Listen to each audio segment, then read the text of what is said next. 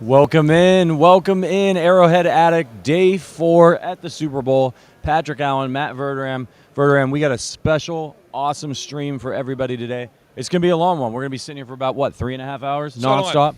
Yeah. Settle in. If anybody's got to go to the bathroom, it could be chaos. You know, Lord of the Rings, Arrowhead Addict podcast, similar runtime. It's all the same thing. Yeah. We got such a great lineup for you guys today. Do us a favor, do us a solid right off the top. If you're watching on YouTube, hit that like button. Let's get as many Chiefs fans in here. Screw it. Let's get as many football fans in here as we can because we got such a great lineup today. It's not just Chiefs content. It's going to be absolutely awesome. Joining us here, I just heard he's over talking to one of those third-rate networks, CBS, NBC, something like that. But Deion Sanders, when he gets done with those guys, he's going to be coming over here to the Arrowhead Addict podcast. That's right. So it's not Joe Montana. Yeah, he's not Joe Montana, but don't tell him that. I don't think he'll appreciate that. So what was your was Deion a guy you really enjoyed watching play? Oh yeah, it was amazing. Yeah, it was amazing. I mean, I think in my lifetime he's the best corner I've ever seen. Now, I think he'd be the first one to tell you he wasn't the best tackler of all time, but he didn't have to tackle anybody. Nobody ever caught the ball. Right. So I'm very curious. I want to ask him about he went from the 94 Niners to the 95 Cowboys. Yeah. Which team's better? Who you got? I'm curious to ask him that question. It's going to be an interesting answer. Our producer, Hunter, is a big 49ers fan. I think I know what he thinks. I always remember Deion. I can't remember which it was when he was. I think it was when he was with the Cowboys when he was counting his rings in the Super Bowl. Yeah. In front of the camera. Just a big, larger than life personality. But in recent years, he's now Coach Prime. That's right. I mean, he went from being down in the HBCUs and doing a great job at Jackson State, and now he's taken over the University of Colorado, where if you saw his intro video, and I don't know if you have, it was we coming. Yeah, we coming. We coming. That was the message for about 50. Which I got to say, if you look at his recruiting class, they might be. Yeah. Because he's loaded. Think about it. If you're a college kid, and you got all these stodgy old dudes coming in, hey, listen, I'm gonna get you to the next level, and then Deion Sanders walks in your house. He's like, listen, man, get me to the next level. I believe him. I'll take his word for it over everybody else's. Yeah, man. I mean, can you imagine being a DB or a kick returner and seeing Deion Sanders walk in the room, start telling you what's what? Yeah. I'd be terrified at all. Going there. Yeah. Well, it was like yesterday when we were talking to Clay Harbor about going and playing for. With Tom Brady and playing for Bill Belichick and how intimidating that would have been for a young guy. I can't even imagine. And we're talking about an NFL player who's out there with a bunch of stars. Now you're going in and you're running up against these types of people. Yeah, Deion Sanders, absolutely awesome. What else we got coming up here? So after Deion, we got Carson Palmer stopping by. That's right. Some more quarterback talk. I got a spicy question for him, Verderame. He said on a podcast with his brother the other day that he thinks Joe Burrow is better than Patrick Mahomes. It's a disaster. He thinks he's the best quarterback in the NFL. Just a complete disaster, for an opinion. Yeah. And one that needs to be fleshed out immediately. We got to find out why, and I want to know what. Did you see Dan? No, I'm not trying to flame Dan Orlovsky. Yeah. Did you see? He said he's not sure if Joe Montana's a top 5 quarterback. I did not see that. He said on Dan Patrick's show. Like this week? I'm pretty sure yesterday. Does he mean like he's not a top 5 quarterback right now? Man ever? Yeah. I'm not sure if he's. I got to be honest. We got to get Dan over here. I've got a couple things to ask him about. I genuinely just want to can you explain the rationale that goes into that? Yeah. Also, what we should have done was had Dan and Joe sit down. Oh yeah, that would have been good. Dan, I want you to explain to Joe Montana he's not a top 5 quarterback. Right. I'd like to hear this. Yeah. And then just see what Joe Montana's response to that would be. I'm here for all of it. By the way, I want to shout out. It's not anything we did, but Wright Thompson, who's one of my favorite authors. Yes. He's incredible. He wrote a huge feature called Joe Montana Was Here on ESPN. You should check it out. Yeah. It is awesome. It's a must-read. I honestly think he's the best sports writer in the country. Yeah. And he did it justice, man. He did a great job. I read that article. I got up yesterday morning, was just doing some extra prep for Joe, wanted to see what he'd been saying recently. It's a long read, as Thompson's stuff are, but, it's fantastic. And if you were a fan of Joe Montana and you watched him play, this is like a peek behind the curtain into who he is as a human being, as a man. It's really fascinating. What I found really interesting about the article was it talked a lot about everybody that when he talked to Ronnie Lott and when he talked was like Ronnie Lott would tear up talking about the kind of person Joe is and Joe's heart. Yeah. But he's also like really competitive. You know, he cares a lot. Some guys will get up there, right, and I think they'll say like, yeah, you know, I don't whether I'm the GOAT or not, but Joe Montana wants to be, I think, thought of as the best. Yeah. And he wants to be respected. And there's a lot in there about how he wasn't always respected throughout the course of his career. Oh, he had a lot of injuries. And I think a lot of times, you know, it was like, well, he's not the biggest guy. He's not the most physical guy. And, yeah. You know, if he played now with the protections quarterbacks have now, we talked about this yesterday, I think it'd be just insane. I can't even imagine, you know, what he would do at this point. By the way, I have a super chat from Mike in Sweden. Again, thank you so much, dude. And he says, thanks so much for all you do. Go Chiefs. You guys are the best. I can't believe the amount of people who are in here, like every single stream we've done. Yeah. For the entire. First of all, I don't know if you people work or not. If you do, God bless you. Yep. You're getting away with murder. It's great. You keep stealing from the employer. Yeah, we appreciate it. And Mike, we're gonna have to give Mike an executive producer credit pretty soon here. I mean, he's funding the whole show. So it's been amazing. Yeah. But you know, back to that article on Montana. It's such a good read, and you don't like as two people in the sports media industry who both started out as writers. Yep. We don't write as much as maybe we used to in the early days. Speak for yourself. Yeah. It's so great to see a piece like that because unfortunately everything that gets put on the internet is free. And people aren't paying for content, and it makes content like that really expensive to produce. A piece like that often does not come anywhere close to paying for itself. So shout out to ESPN for funding that piece, allowing him to write it. He had to go and spend time. Like, it's expensive. You've done pieces like this. Yes. You know, where you've got to go and you've got to embed yourself with a player, and it's hours and hours of time and hotels and cars and all this stuff. And it's a treat to get to read something like that and really get a look at the humanity behind some of these guys, which I know you're fond of writing about that topic as well. Yeah, I am. You know what? I think what people don't realize, or at least a lot of people don't realize, when you write pieces like that, if you're doing a good job, 70% of your notes don't even make it into the piece. Right. Like, I can't tell you, you know, there's so many quotes that don't get in there. Because it doesn't fit the structure of the story, right? It doesn't fit the flow.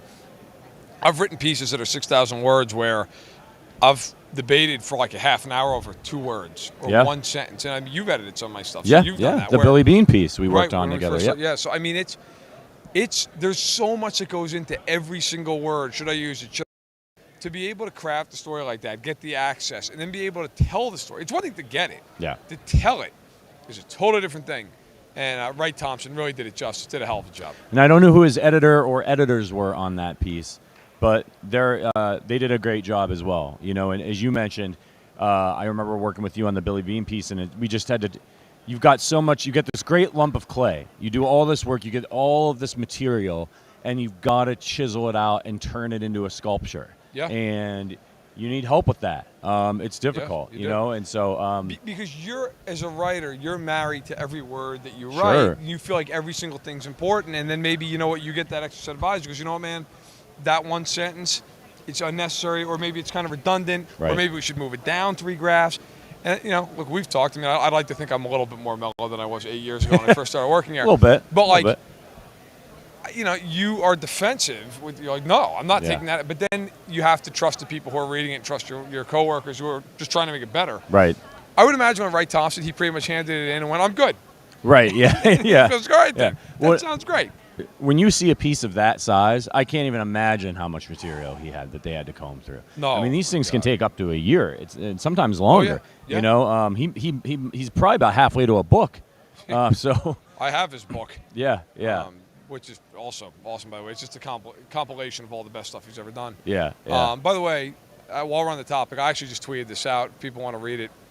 So in July, I did a story where I spoke to Doug Williams, Shaq Harris, and Warren Moon about the rise of black quarterbacks in the NFL and what a journey it's been. That's right. And if you're not familiar with it, I think really, genuinely, you should be, just for historical purposes, if nothing else. I just tweeted it back out. If people want to read it, they can read it. Maybe you checked it out already. If you haven't, it's right at the top of my Twitter feed. I I think it resonates now more than ever because this is the first Super Bowl where you have 2 black quarterbacks. Yeah, yeah. And I can tell you from talking to those guys, the pride that they have just in the rise of a Patrick Mahomes and a guy like a Jalen Hurts. You know, I mean, Warren Moon had to play 5 years in the Canadian Football League just to get a shot at being a quarterback. Right, right. You know, Shaq Harris had to wait years and years and years, made the Pro Bowl, got hurt the next year, was never really given a shot to compete for his job again. Yeah. You know, and I think, and they talked a lot as well about Marlon Briscoe, who's the first black quarterback ever, and he played in the American Football League for the Broncos. And it was tough because during the writing of that story, I'd reached out to him, I'd left a voicemail, called him again. He died a few days later. There's a section in the story where Doug, Warren, and Shaq all talk about him. And so I really, it's one of the things that I'm probably the proudest of. I really enjoyed writing it. And so if you want to check it out, go ahead. Yeah, absolutely. It's a terrific piece. I remember it was right around then that we actually had Jason Reed from ESPN on the show as well. We read a book, Rise of the Black Quarterback, which is also a good read. Many of those guys are featured in it as well. You should, I mean, if you're interested in this topic, read Verdarame's article. Grab Jason's book. Absolutely. Goes even deeper, more in depth. Yep. And some people, you know, I know people sometimes they get annoyed about hearing about first. And well, why, you know, if history matters. Yeah, history matters. And if you read about what a lot of people what these guys went through in the early days to help blaze a trail for guys like Patrick Mahomes and Jalen Hurts to come in, it's important. It's important. History matters, and context is very important to how we got here today. So great stuff. I mean, like we're gonna get to talk to Carson Palmer a little bit later, like we mentioned. That's gonna be really great. After Carson, we got Adam Vinatieri. That's right. Coming by. Man knows a little bit something about Super Bowls. He knows a little bit something about, and he's going to know something about the Hall of Fame pretty soon. Yes, he will. After Adam Vinatieri, Adam Thielen's going to drop by. So back-to-back Adams. That's right. We've actually got both of the two of the top Minnesota Vikings wide receivers coming by today. We're going to Adam Thielen, and after he's done, Justin Jefferson's going to drop by. And we got Mike Golic Sr. Yeah. And then some guy named Sterling Holmes. Yeah, Sterling. And then we got Tony Richardson to wrap things up. Yeah, yeah. It's like Tony. I like to be like Tony. Listen, I'm going to line up like a 3 technique. Right. And I want you to. We'll line the tables up in a way where it's like a running lane. Yeah. And you know what? Just hit me as hard as you can. And if he knocks me into next month, that's fine. I get a little workman's comp. Call it a day. Yeah. And if I don't get knocked into next month, it's a huge win.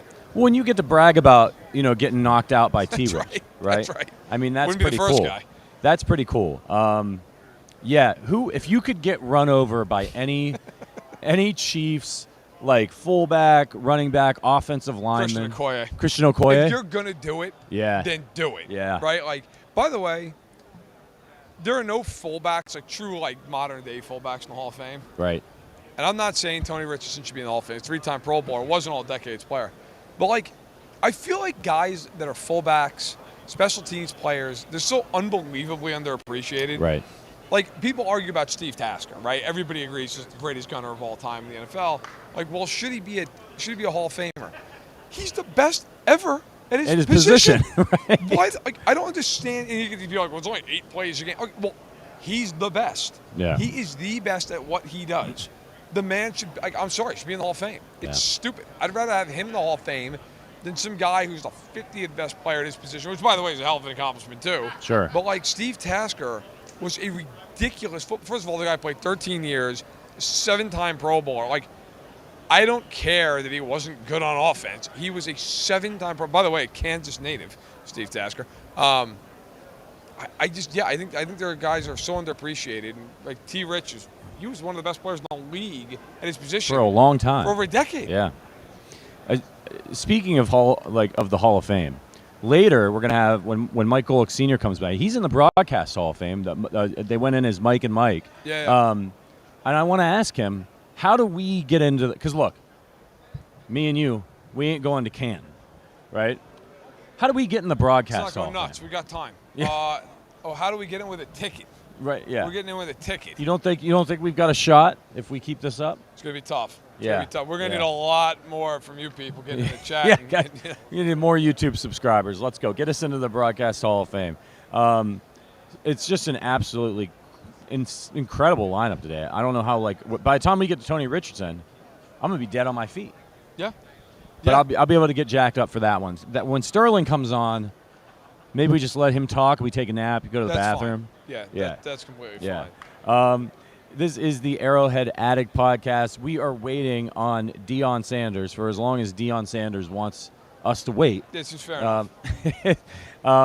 But shout out to everybody. If you're watching us on YouTube, make sure you hit that thumbs up button. Let's get as many Chiefs and football fans in here as possible.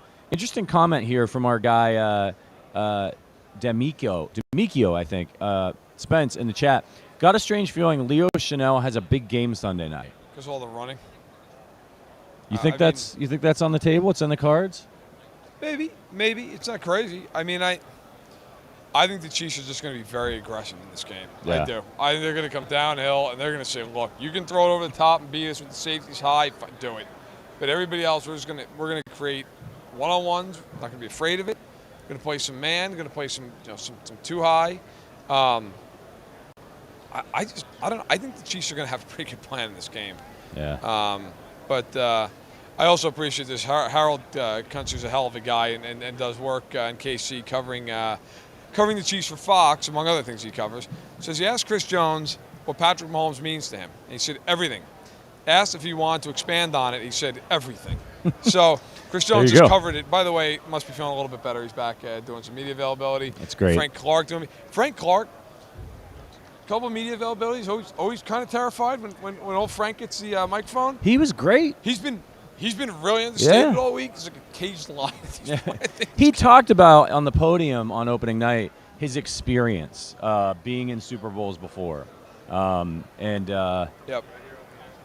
Oh, here as we got Deion Sanders. Why don't you handle the intro here, Verderame? Sure.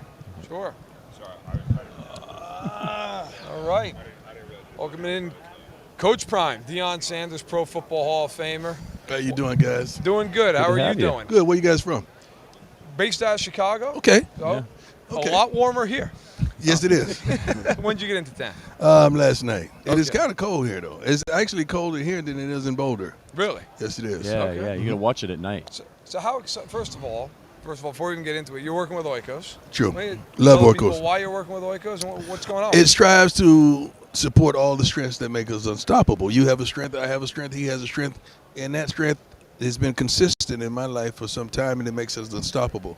I have a company now that I partner with to understand who we are, what we are, and how we are. And they brought my family aboard because we all about competition. Like, we compete. I'm pretty sure siblings and families compete. And we have a commercial for the second year in a row. It's a Super Bowl spot that we're competing. My mama, my sister, both my sons and my daughter. And I absolutely love it. I can't wait till the country season. Awesome. Yeah. So now you take over the job in Colorado. Mm-hmm. Big job. You move on from Jackson State. Yes. How excited are you for the challenge of going into bigger conference, crazy competition, Very excited. a lot of recruiting wars, all that? I mean, All my life been competition. We just talked about competition, didn't we? Everything is a competition. And when you got up and put on your outfit, when somebody walked and saw you, it's a competition. They judging the way you dress, the way you walk, the way you talk, your ratings and all that. Yeah. Life is about competition. And I love to win. And I love to be dominant in it. So this is just another chapter that I can't wait to open. I'm excited immensely about what we're going to do at Colorado. What surprised you the most going from being a player to becoming a coach? Understanding the different personalities and getting to know the different attributes of all the kids. I'm a different type of coach. I don't just coach this or coach that. I try to get to know my entire team, including the walk-ons, the support staff, and all. Everybody that touches those kids, I need to touch myself. Yeah. Now, I wanted to ask you about your playing days. You won 2 Super Bowls back-to-back, 2 different teams, 2 iconic teams. Right. Which team was the better team, the 94 Niners? The 94 Niners. 94 Niners. Yeah, that team was loaded. I believe we might have finished first or second offensively and defensively that year. You had an offense MVP and a defense MVP. I mean, how many times did that happen? So that team was loaded. You had a coaching staff that was unbelievable. Both DCs and OCs, both OC and DC went on to be head coaches.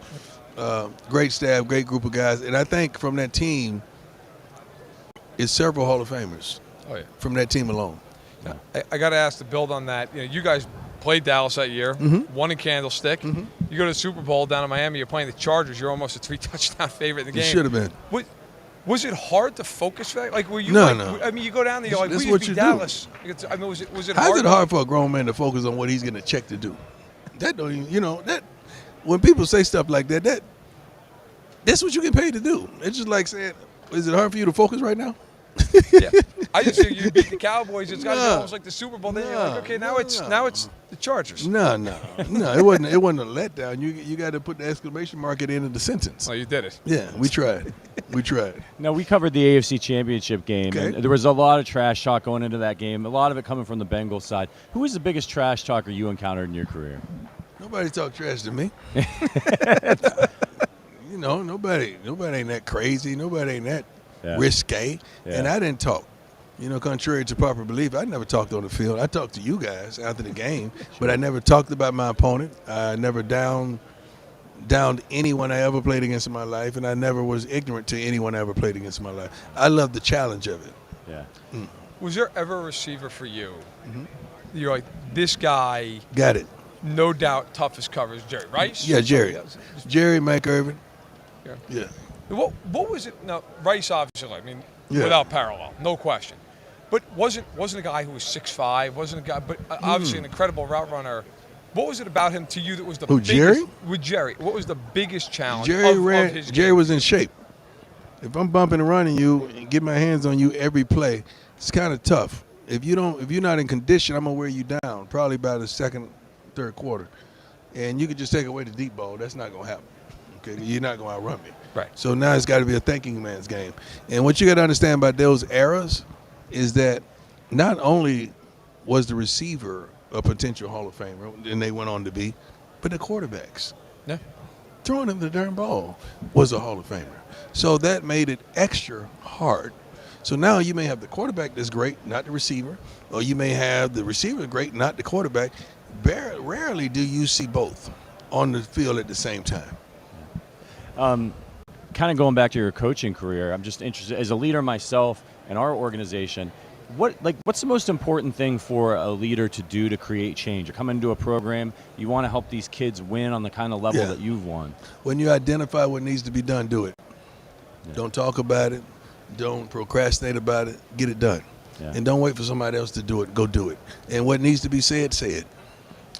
How do you feel about, with college football now, the shift of these NIL deals? I mean, obviously, there's always been stuff behind it. Now it's just in front of the scenes. It's the curtains have been raised. There's a difference. It's NIL and there's collectives.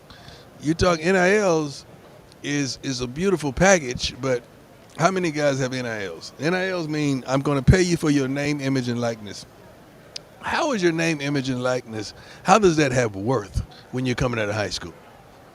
Who's going to go buy a product because your name, image, they don't know you. Okay, so that's not name, image, and likeness. Name, image, and likeness should be reserved for players that have established themselves. That's what it should be. Now, the collectives are totally different. That's just the boosters and the money guys putting a pot of money together and someone delegating where it goes. That's totally different. That's what happened to the NCAA, which I don't think that was supposed to happen. They didn't safeguard against that. Yeah. So now we are where we are. But I want these guys, I don't want them to be hungry or starving and have desperate needs when a university is prospering as well. So I can understand. But I don't want you to be in college rich. I want you to be in college hungry for the next level. So I want those guys to focus on the NFL, not the NILs. Speaking of image, when was the earliest you remember being called prime time? High school. I dropped 36 one night and had a couple dunks back to back. And my homie looked at me and said, "You prime time." I said, "You're right." I love it. I love it. You moonlight a little bit in the NFL as a receiver. You're catching a Super Bowl, right? Yeah. If you just playing as receiver both ways. Somebody says, whether it's George Seifert or Switcher. They should have let me play offense in San Francisco. You know what? In San Francisco, I never even returned kicks. Yeah. You know why? Why? Because of my heart. Now let me explain. See, I got you, but let me explain. Because everybody said you got the mic. Go nuts. The return man for the San Francisco 49ers at that time was Dexter Carter. Mm-hmm. Dexter Carter went where? In Florida State. He was my guy. So I would have felt real bad coming to take his job. So I wanted him to shine. But just think, I didn't return, I believe, one kick in a whole season. Yeah. You made it for lost time. So did the coaches come to you and say, "We want you to return kicks," and you said no? No, they never even mentioned it. Huh. Never even mentioned it. Somebody said something about it. Yeah. I think the special team coach. But I said, no, he got it. He got it. That's what I was going to ask you, though, is if they had just said, hey, look, whatever you want, you play both ways, do whatever you want to do, could you have been a 1,000-yard receiver? Of course. Ain't nobody could cover me but me. Yeah, that wasn't going to happen. Speaking of that, I'm upset with the Hall of Fame again, like I always am. How can Devin Hester not be a Hall of Famer? I think it's a great question. This is the most idiotic thing I've ever seen in my life. Devin Hester changed the darn game. Devin Hester made it possible that no one went to use the bathroom on 4th downs. They held it until the offense got out there, okay, because of Devin Hester. Yeah. And you mean to tell me for the second consecutive year he is not a Hall of Famer? Who is picking this stuff? Yeah, he changed the game. It's a great question because we were just talking before you sat down about how so many guys who are special teams players, maybe not the sexiest positions in the world, they seem to be so marginalized when it comes down to this stuff. Well, Devin Hester's different. Anything. Yes. And Hester is a great example because you're right. He actually was. I mean, he was putting points on the board. He changed the field game. position at the least. A Hall of Famer. The definition to me, what I was told as a kid growing up, it's a guy that changed the game. This is a guy that you couldn't deal with, that you had the game plan, that took over the game, changed the game no matter what. You knew unequivocally what he was going to do during that game that you paid your ticket or you turned on your TV to go watch. And he did that. So how in the world do you pick some of these guys and Devin Hester is not in the Hall of Fame? Do you? I mean, I know you've talked about the fact you feel like there should be like levels to the Hall of Fame. Yeah, it should be a level. Okay. But we should pick the level. Like the upper room, the other guys who pick it, they done a good job. They're good. Okay, now that's it for you. The players should pick the upper room. Okay. How many would you, if it's up to you, put thought in this, how many guys do you put in the upper room? How exclusive of a club is that for you? It's an exclusive club. It's like a billionaire club. You got to earn that. Yeah. Nobody giving you that. You got to earn that. And I don't know how many spots they would have, but it's a very exclusive club. And when we look at each other, we identify and we say, yeah, You're that's in. right. That's right. Yeah. Yeah, you deserve that. Yeah. Yeah. Does it bother you that players don't have more of a say of who gets in the first place? No, because some players are biased as well as reporters.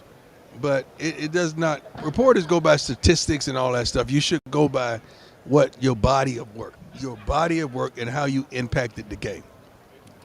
Is there a guy from your era, maybe even a couple of guys, who you look at and go, how is that dude not in the Hall? Yeah, Sterling Sharp. Let's start with Sterling Sharp. Great player. Yeah. Injuries. Yeah. Cut him short. Still. Oh, it's phenomenal. He was unbelievable. He was unbelievable. Let's just go with that guy right there, number one. Okay. Oh, we know you got to get out of here. We really appreciate you stopping by. Thank you. Real quick before you go, I'm sure everyone's asking you who you got on Sunday. I'm going with the Eagles. Okay. I just think they have a lot of momentum. They're playing their butts off. Defensively, they're stout. I've seen a lot of holes defensively with KC. The receivers going down was problematic. They just got to figure out a way to stop Kelsey, and they should have this game. Okay. Well, hey. Appreciate you guys, man. Coach Frank, thanks so much. Thank Deion Sanders, Hall of Fame. Fame. Keep up the good work, guys. Hey, thanks a lot. Take care. Deion Sanders, who would be in the upper room, by the way, if there was an upper room for the Hall of Fame? The upper room might be named after. That's right. That was fantastic. That lived up to all expectations. Yeah, absolutely. Just probably my favorite part was can't nobody cover me but me. Yeah. Man's got a point. Yeah, he does. It's hilarious. Yeah, I was hoping to get a question in there about to hear what he thought about Mahomes, but it was really interesting hearing him talk about the guys that we were just talking about that aren't in the Hall of Fame that should be, being in the best of their position. Imagine being Devin Hester sitting at home right now. You're watching the Arrowhead Addict podcast, which I know he is. Of course. And here in prime time, stumping for you to be in the Hall of Fame. These things, that's correct. Yeah. But it's we were talking about it. I mean, it's a fair point. Like, if you're the best ever at what you do, that kind of means you should be in the Hall of Fame, right? I mean, that seems reasonable. So now, listen, we're going from one grade to another. We went from Deion Sanders. Now we got Carson Palmer joining us. How's it going? Good. How are you guys? Doing well. Awesome. Hanging out. When did you get into town? I got in last night. Okay. Yeah. So now, where are you based out of normally for you? I live in Idaho. Okay. In the mountains in the middle of nowhere, Idaho. Oh, nice. So little solitude, and now not so much. Yeah. It's great, to leave. I think it was like 13 degrees when I left, and then touchdown in Phoenix, and I think it was like 73 degrees. It felt really good on the aches and pains. I bet. Yeah, I bet. So first of all, who are you working with right now, and why are you working with them? I'm working with Level Select CBD. It's a company I've been working with for literally since I retired. A buddy of mine, Todd Davis, started it and told me a little bit about it, and I said, what is this CBD stuff? I had aches, I had pains, I had knee surgeries, elbow surgeries, thumbs, all kinds of surgeries. And I was, at that point, I was done playing, and I was looking for something other than having another surgery. And I tried it, and I was hooked, and I was like, how can I help? What can I do? And so Level Select CBD is something I use on a daily basis. I use it every night. They make gummies that help you sleep.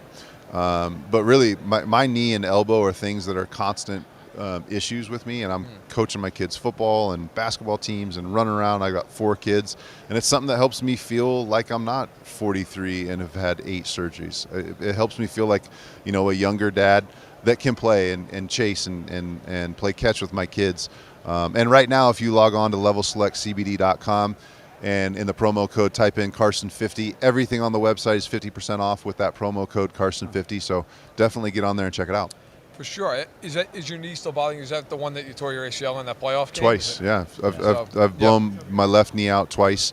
It still bugs me. But with Level Select, it's something that during the day, like I said, I can still ski, I can still run around and chase my kids, and at night it aches and pains, especially in colder weather. And so, especially when it's colder, I use it every night on my left knee, and it is you gotta try it to believe it. It is an instant gratification. It feels fantastic. And then I go and chase my kids again the next day, and then you put on Level Select CBD at night again. So it's something I use on a consistent basis. You had all the injuries, especially early in your career, and then you had a really incredible second act here in Arizona. How much did it mean to you? I saw just the other day that you were the 18th player inducted into their Ring of Honor. Is that correct? I don't know how many. I didn't know there was 18. Is there 18? I think what I read was that you were number 18. Oh, okay. When you were inducted, I think in 2019, 2020. Yeah, amazing honor. I couldn't have loved my time playing here in Arizona anymore. It's such a great fan base. That stadium you'll see on Sunday is gorgeous. It's electric. The Bird Gang comes strong every Sunday. They're loud. They're intense. They love their Cardinals. And I absolutely loved my time and cherished it here in Arizona. Yeah. A little bit of different weather you get to play in. Oh, man, it was great. Yeah. It was always 70 degrees. If it was a little warmer, I remember a couple Thursday night games, a couple Monday night games, they would open up the roof and you'd see the stars. It's just a spectacular venue. Yeah. You obviously had a great career at USC. You get into the league, #1 pick. You go to the Bengals, and the Bengals are just trying to kind of get out of being in a position to have the #1 overall pick, and certainly you helped them with that. They've now turned the corner again here with Joe Burrow, making the AFC Championship game the last 2 years, the Super Bowl once. What do you see from them going forward now? Is they're going to have to start making some tougher decisions financially? They're going to have to start paying some guys. That's been an issue at times with that franchise. Do you think they will pay guys this time? Absolutely. I mean, they have the last couple of years. I thought the one thing I was looking for after last Super Bowl is what they were going to do in free agency. Were they going to sit on their hands like they had forever and just hope that the offensive line gets better? Or are they going to go out and attack? They absolutely hammered free agents. They went out and replaced 60% of their offensive line. They went out and got a new tackle, a new guard, and a new center. And that kind of commitment is exactly what Joe Burrow was looking for. What are these guys going to do? I just got sacked the most times in the league 2 years in a row. Their Achilles heel in that Super Bowl was their offensive line, and so Joe's getting ready to come up on a new deal and a new contract, and he wanted to see is this organization committed. I think the organization absolutely showed that they are committed to winning. They're committed to getting back to the Super Bowl, not just happy with the fact that they got to a Super Bowl. So I expect them to see them continue to spend in free agency. They've got to deal with T. Higgins. They've got Jamar coming up at some point that they're going to have to figure out with how Joe's new contract that works. But they absolutely seem very committed to winning, and it's great to see. And that AFC Championship game obviously was a great game. Unfortunate penalty at the end. What did you think the Chiefs did differently to get by Cincinnati in that game? Well, I thought, for one, Patrick Mahomes played really maturely. He really did a good job with the issues he had. I mean, you look at the ankle issue, that's a huge problem if you're a quarterback. Yeah. You look at the receiver position they were falling like flies. As that game went on, they were losing another receiver. And then they had guys, that Patrick probably wasn't real comfortable with throwing the ball.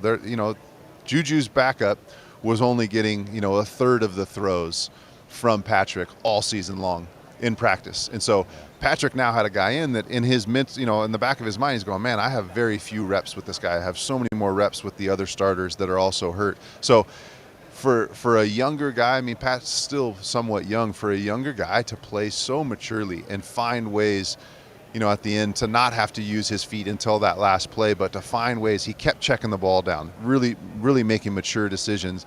Not quite sure. He knew Juju would have done this on this route. He's got, a back end at receiver, so a backup at receiver. He didn't quite want to take a shot, so he maturely made a mature decision and checked the ball down, or figured out a way to get the ball to somebody else. So I just think you're seeing a phenomenal athlete that has more arm than anybody else in the league, that has more magic than anybody else in the league, really mature over these last couple of years. He's really matured his game and not just tried to squeeze one in because he could and fit one in that might get tipped and end up being a pick. He's really making really mature decisions with the ball, checking it down when he should, and not taking chances and putting his team potentially in a bad situation. Is there a player from when you played, it's not long ago, that reminds you of Mahomes, or maybe that Mahomes reminds you of you know what? There's a lot of similarities in the way those guys play, maybe even from the way they see the field or the way they play athletically.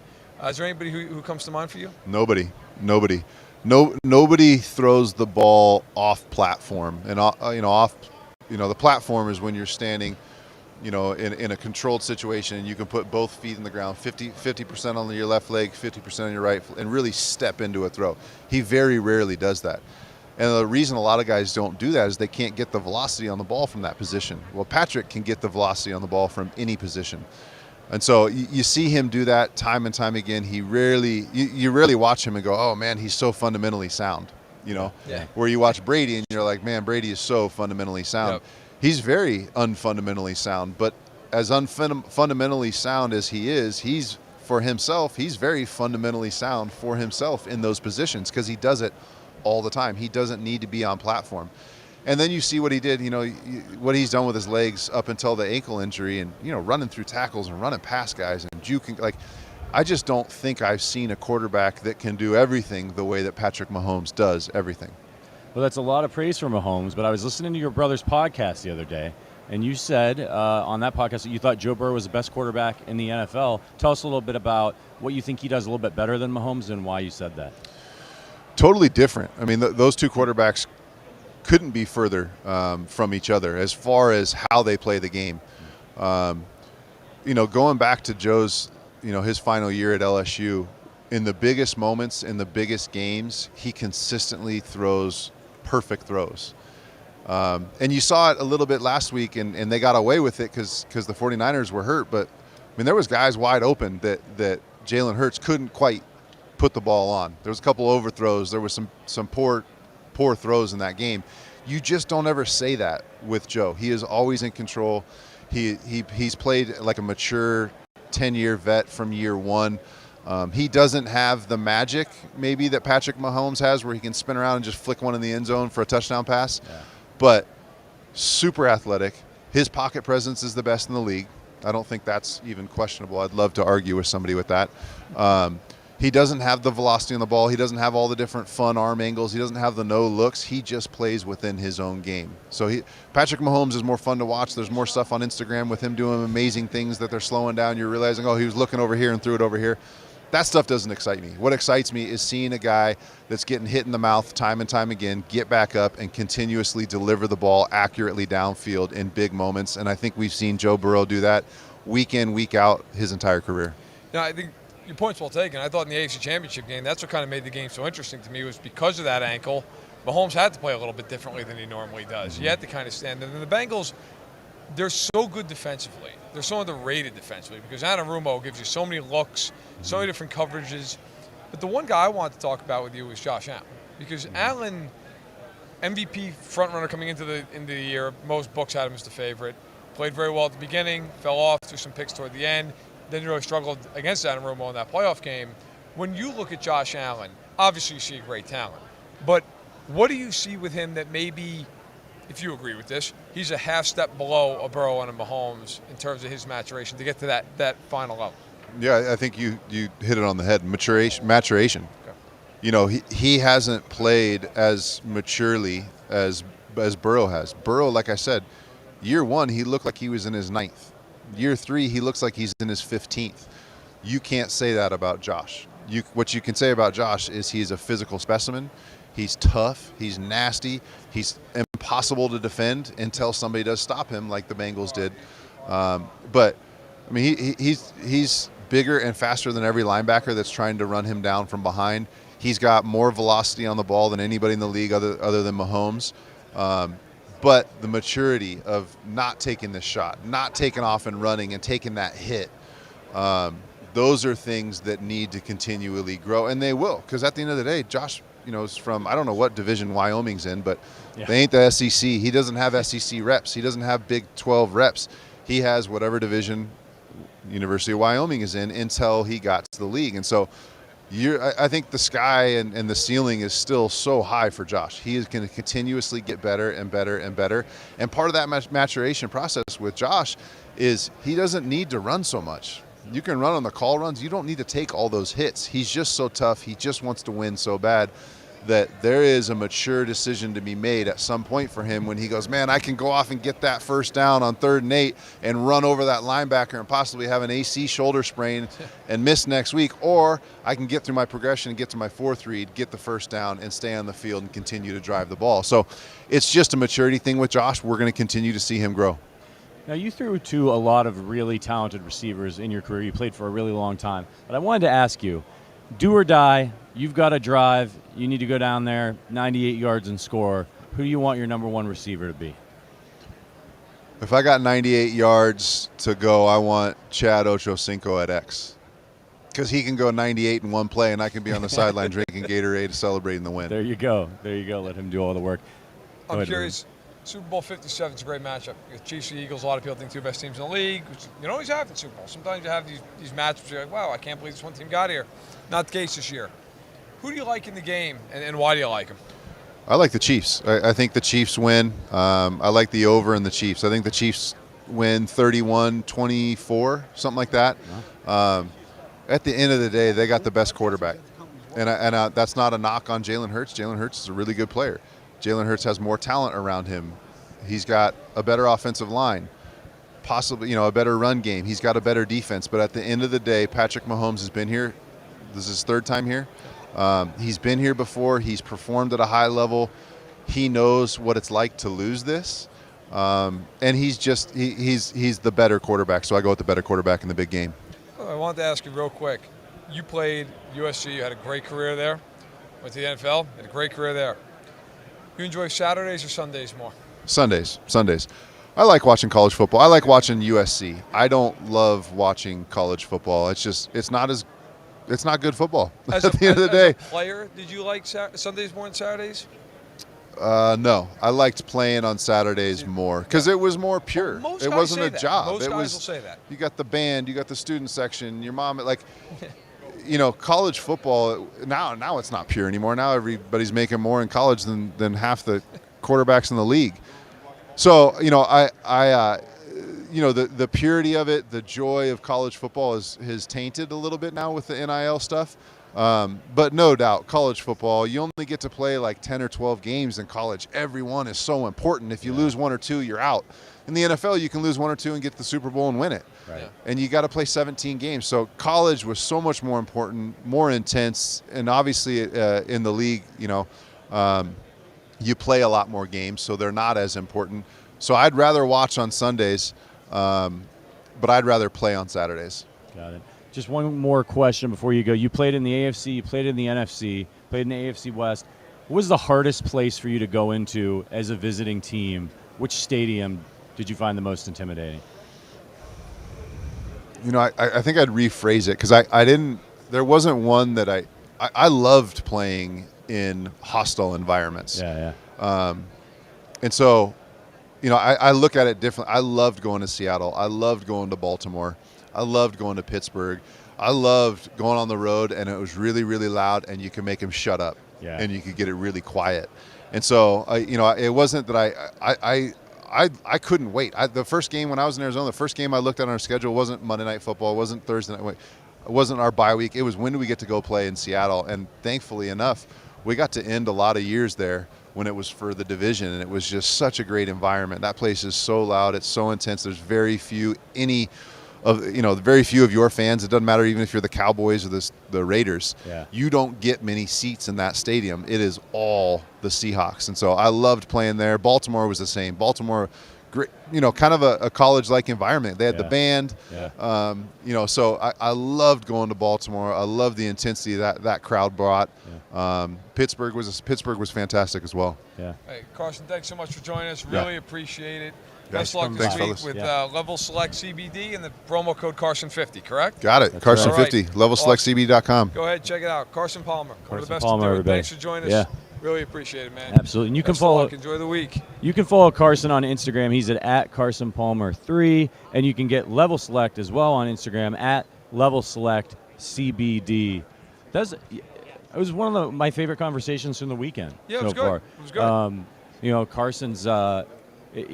He's a very detailed speaker when he's talking about the game, and he's some folks sit down and Mahomes, he's the best. It was really interesting, and I know all of you watching out there maybe didn't like to hear that he thinks that Burrow's better than Mahomes. You may not agree, but his reasoning is sound. Yeah, I mean, right? Look, people are going to have opinions that aren't always. Now, do I think Mahomes is the best quarterback? Sure. I'll also say this: Carson Palmer, man, has a little bit of a one-up on me. Yep. Played knows like the NFL. Knows a little bit more about football, maybe. I'm dope sitting here at the table. So, fair enough. I'll listen to him. But yes, I think it's really interesting to hear players' perspectives. Yeah. It's really interesting to hear guys who not just players, but his great players. Yeah. Look. He knows what he's looking at more than I do. If I'm sitting there watching a football game, I like to think I know a lot about football. I don't know if Carson Palmer knows about football. Are you kidding me? Like, there's not a chance. I could study football for 30 years. I'm not going to know anything about it compared to him. So, really interesting. Hey, man's living in Idaho. Just trying to get away from society. I know. God bless him. And these guys, we think of them, they're athletes, but in a way they're artists. And they all have their own style, right? And so, Carson, kind of a classic pocket passer. I'm sure there's a lot about Joe's game that appeals to him. If we brought somebody in here, like John Elway or Mike Vick, they might talk to you about Patrick Mahomes and be like, I love his pocket mobility. I like the way he moves around, the arm strength, the arm angles. So people value different things. And as we've seen with Joe Burrow and Patrick Mahomes and Josh Allen and Jalen Hurts, there's a lot of different ways you can win football games in the NFL. Yep. I'm taking 15 myself. I got to go 98 yards. Give me 15 or give me number 19, number 16, Joe Montana. Yeah, no, I'm with you. Look, I think right now Mahomes is the best in the NFL. Now, will he be for the next 10 years? I don't know. But right now, I would take him. I would take him to start any franchise, period, end of story. Mahomes has been challenged in ways, I think, that Joe Burrow hasn't been yet. Now, that doesn't mean that I think if he loses T. Higgins or Tyler Boyd or something that, he's just going to be trash. Right. But how you respond, like a lot of players come in and they have a good season in the NFL. Yes. And then people get a look at their tendencies, defenses adjust, and then it's, can that young quarterback adjust to the adjustments, to everybody coming up with different ways to stop them? And we saw Mahomes, it took him, 4 games to kind of get it. He's still... Yep. But he's been so much better this year than he was last year, second half of last year. It's time to work on those things. So it's just really fascinating. It's a game of chess, and I think that's why when we say things on the podcast, like when Bengals fans are like, we're going to be back. And it's like, well, you just, you don't know. You don't know that. You don't know. Yeah. These teams change, salary cap issues, injuries. Absolutely. You can't take it for granted. Joshua in the chat says, dude hates Arrowhead still to this day. He didn't mention Arrowhead. He was in Raiders 2 years? Yeah, he's trying to forget that. Yeah, right. I didn't bring that up. He probably had that piece of his brain removed in the offseason. Yeah. I mean, Cincinnati at that time. Man had a rough go of it. Then you go to the Raiders. he must have been so damn happy to get out here to Arizona. Yes. I mean, it's just, I can't. How many people say that, right? How Right. many people are like, thank God I got to the Cardinals. Right. Joshua in the chat says too much PTSD to even mention it. Yeah. Yeah. That was not a good time to be. It's so many people. It's like you go there and you think your career is over. Yes. You know, Randy Moss. Remember when the Patriots got Randy Moss? People forget Carson Palmer literally retired to get out of Cincinnati. That's right. That's like, right. people forget that happened. Actually, that was a real thing.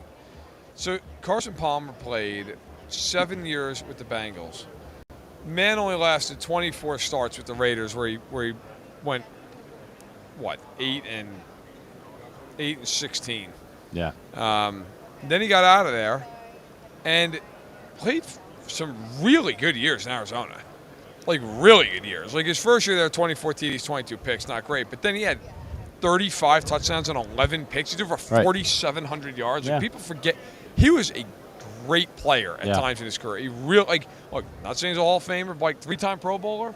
He had a really good career. Yeah, and how many guys? Like a Tony Romo type. Yeah, and how many guys play that long in their first stop, go somewhere else, and on their third team make that team's Ring of Honor? Yes. That's why I really wanted to ask him about that question, because what a second act. And I always admired him in the way that he kept coming back and fighting with those horrible injuries that he had. Which apparently are still bothering him a little bit, unfortunately. But he's probably not the only guy who's dealing with some stuff like that. So we had Jesse Palmer earlier. Now we had Carson Palmer. Yeah, you talked to Jesse was Palmer. Recorded this morning. Yeah. How did that go? That was great. Yeah. At one point, man stood up on his chair and was reenacting a scene that he dealt with Sean Payton. Are you serious? Yeah, he stood on that chair? Man stood on the chair. I don't know that I would get on one of these. It was chairs. aggressive. Yeah. But it was awesome. He was the Giants' backup quarterback for a couple of years, and Sean Payton was his offensive coordinator. So we talked about that. I asked him for a crazy story about Sean Payton, and he said that Sean Payton would be in meeting rooms for so long and in his office for so long, he'd only sleep sometimes for like 20 minutes. And he said the only way he'd be able to stay awake and watch film was if he stood on his chair. Oh, and he said he would walk in and he'd have a big thing of dip in his mouth, and it would be drooling out of his mouth. He'd be staring at the screen. He's like, he was a little intense. He was a little bit different. So that was a story. You'll see that'll go up on the Stack in the Box. So you check that out. Make sure you subscribe there. He was a great interview. Yeah. He's a Canadian guy. He was sponsoring Crown Royal. If you're a hockey fan, he said something that's beyond sacrilegious. Yeah. Man says he's a fan of the Canadians, the Maple Leafs, and the Senators.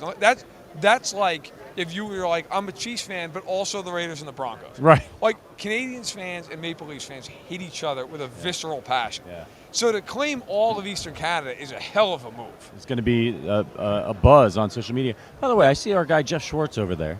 I ran him yesterday. Did you tell him, why isn't he coming on? I'll have to text him, bother him. He's doing the rounds, just totally ditching us. You did a whole podcast with the man for like 6 months.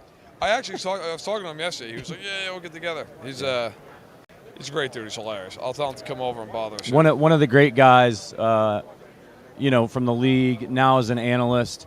My favorite thing for on Twitter every Christmas is watching Jeff and his wife drag the Christmas tree out of the house first thing on Christmas morning. So we got Adam Vinatieri coming up, supposed to be here in a couple of minutes. Really excited to talk to him. Boy, talk about kicking in a lot of big games. There's Mark Carman, our guy, just wandering around. Hey, what are you doing? Come here. Get him up. Come here. Grab the microphone. Sit down. Come hang out. Adam Vinatieri is going to kick you out pretty soon. But what's your pick on the game? I got the Eagles by 8. All right, I feel even better now. 8? There you go. 8? Get out of here. I'm glad he doesn't work here anymore. 8? That's just insulting to Patrick Mahomes. I can't. He's usually always on the Chiefs bandwagon, but he's gone against him. Yeah. He's gone against him. He doesn't care anymore. We got Adam Vinatieri coming over right now, by the way. So good. We get a real personality here. Yeah. Carm. Yeah. The disgrace to humanity that he is. Yeah. And Jeff says he'll come over as well. Oh, cool. So we're loading up. Yeah, we're loading him up. So let's say, Adam, what's going on? Yeah. Matt Doing Verderame, great. How Yeah, are you? good to Welcome see you in. guys. Yeah, thank you. Yeah. So, first things first, you're working with DiGiorno. Why don't you tell everybody what you're doing and why you're doing it? Yeah, during the game, if any of the kickers kick a field goal or extra point, doink it off the upright. It can still go in, so I'm not cheering for them to not make the kick. Sure. But if they do that, and the fans, if you go and visit DiGiornoDoinks.com, if there is a doink in the game, free pizza for everybody. So for everybody. Gotta love that. Well, as long as you've gone on to DiGiornoDoinks.com and signed up, yeah, you're good to go. So you hear that right now, everybody. We're streaming live here. Thousands of people are watching. That's right. Go to DiGiorno.com, sign up. This is the biggest thing that could happen all weekend, I think. You got to hope for Butker maybe to just slide one in off the. Yeah, hopefully it goes Absolutely. in. What if it's a double doink? I don't think we get double pizza. I think we probably shouldn't look at a gift horse in the mouth. We should just take that pizza and run with it. But guess. If you want to call in and try to see if you can't get double, let's go with it. Let's work it. So you were known. You had a few big kicks in your life. One or two. Yeah. Of all the kicks you had, and of course, a couple in Super Bowl, there's a snow game against the Raiders. Which is the kick that means the most to you? Well, I know the one that I'm the most proud of is the one in the snow. I mean, that's the most difficult with the conditions in the situation, and you miss it, you're cleaning out your locker and you're going home. Yeah. There's nothing like kicking a game winner in a Super Bowl and the confetti's falling on you and you're the champs and nobody can say crap to you at that point. You're like, yeah, I'm the man, So I think there's nothing like playing in a Super Bowl, but like I said, the one that I'm the most proud of is probably the kick in the snow. Could you see the ball go through the uprights with all the snow that night, as heavy as it was, or were you just kind of like it was, looking at the officials? Yeah, no, it was a crazy situation in the sense that I knew they couldn't really get a good rush because they just couldn't get the traction. So it wasn't about get off time, but it was about staying on the balls of your feet, making sure you don't slide and fall down or whatever, and get it above the line of scrimmage and get it straight.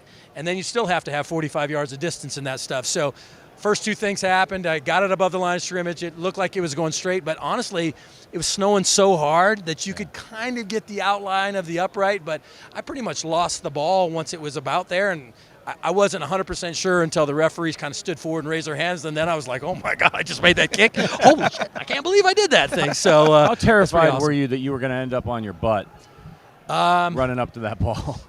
Yeah, well, and that's Ken Walters, my holder, said to me, he's like, hey, listen, I'm not going to spin the ball or anything. I'm going to leave the laces where they're at. I'm like, way to build extra confidence for me. Right, Give me laces in 45 in a snowstorm with everything on the line. But thank goodness it was a good snap, and he got the ball down.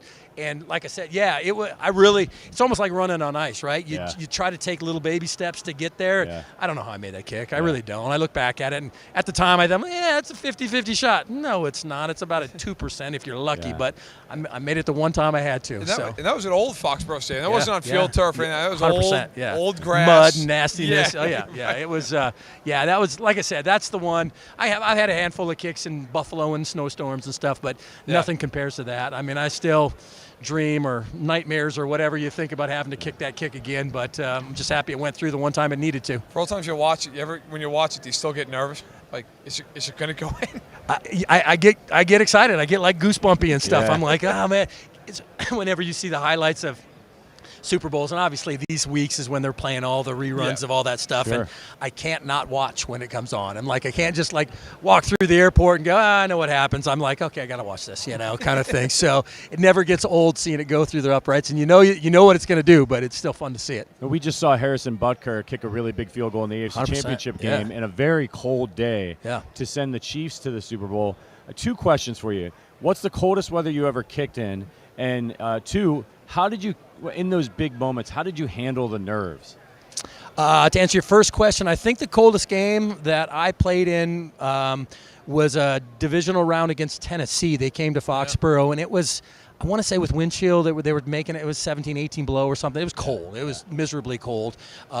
Everybody's sitting on the hot seats, and we've got parkas on. You flip that off quick, kick a ball in the net, then get on the field. And they're holding the parka open for you when you get back. You kind of feel like a pansy ass doing that, but hey, I'm like, hey, if you miss the kick, are they just gone? They throw it on the ground. Get your own jacket, kid. But no. So what was the second question? I forgot. How did you deal with the nerves in those high level moments? I guess for me, I've always tried to practice like I play. I try to make practice even more difficult. So some guys shy away. Oh, it's raining out or it's snowing. I don't want to practice. I'm like, I don't want to, but I'm definitely going to go do it. I remember Kobe Bryant saying, we practice with high intensity in practice, so the games are easier. And I think I kind of felt like that was what I tried to do throughout my career too. So, a lot of guys, I've seen other kickers, and they're like, well, I never really, in practice, I only hit 5 kicks live, and I never go back beyond 45. I go, what happens when you got a 55 or 58-yarder? You're like, you're sitting there going, oh, because you have no confidence in that. I go, I want it to be as hard as possible in practice, so that way when I step on the field, I've got confidence that I know I can do it. So, that's always kind of my thing. And if you believe and then at least you just go out there and you just trust the process. Hey, I've done this a million times. My body, I don't even have to think about it. It's just your body takes over and does its job. And, you have a certain swing thought, or you have a certain thing that you're thinking about. Don't make it bigger than it is. You know what I mean? Can you ever get a little bit like on some of the easier kicks? So like we cover the Chiefs a lot here, and Harrison Butker is generally an extremely clutch kicker, big leg, makes these high leverage kicks all the time. And misses the easier one. Like the extra points. Yeah. Like what's going on there, do you think? So I don't want to speak on his behalf, but on my behalf, I've missed a couple of short ones in my career, and I'm like, that is the most ridiculous thing. Like, you're just not keeping the same level of concentration. Yeah. If you're going out there for a long kick or the conditions are crappy, you're highly focused in, and you're taking all of the input and making sure that you know exactly what to do. Yeah. The extra point or the chip shot or whatever that you end up missing, you go out there and like, this, I don't even have to think about this. I don't even have to concentrate. I can just make this in my sleep, and that's what it gets you in trouble. So I think, and it's human nature to do that too. Like, I make this 100 out of 100 times. I don't even have to worry about this. Right. And then you do something stupid like that. And then it kicks you back into thinking like, it's not guaranteed, dummy. You got to make sure you go out there and you got to focus in and do everything the same every single time. It's like hitting a 4-foot putt for a professional. They should make that every single time, but they don't every time. There's a reason why we miss, and it's the same thing for kicking. I mean, there's a reason why we miss. Yeah. It's interesting. We talked to Nick Lowry earlier this week. He came by, and he was mentioning that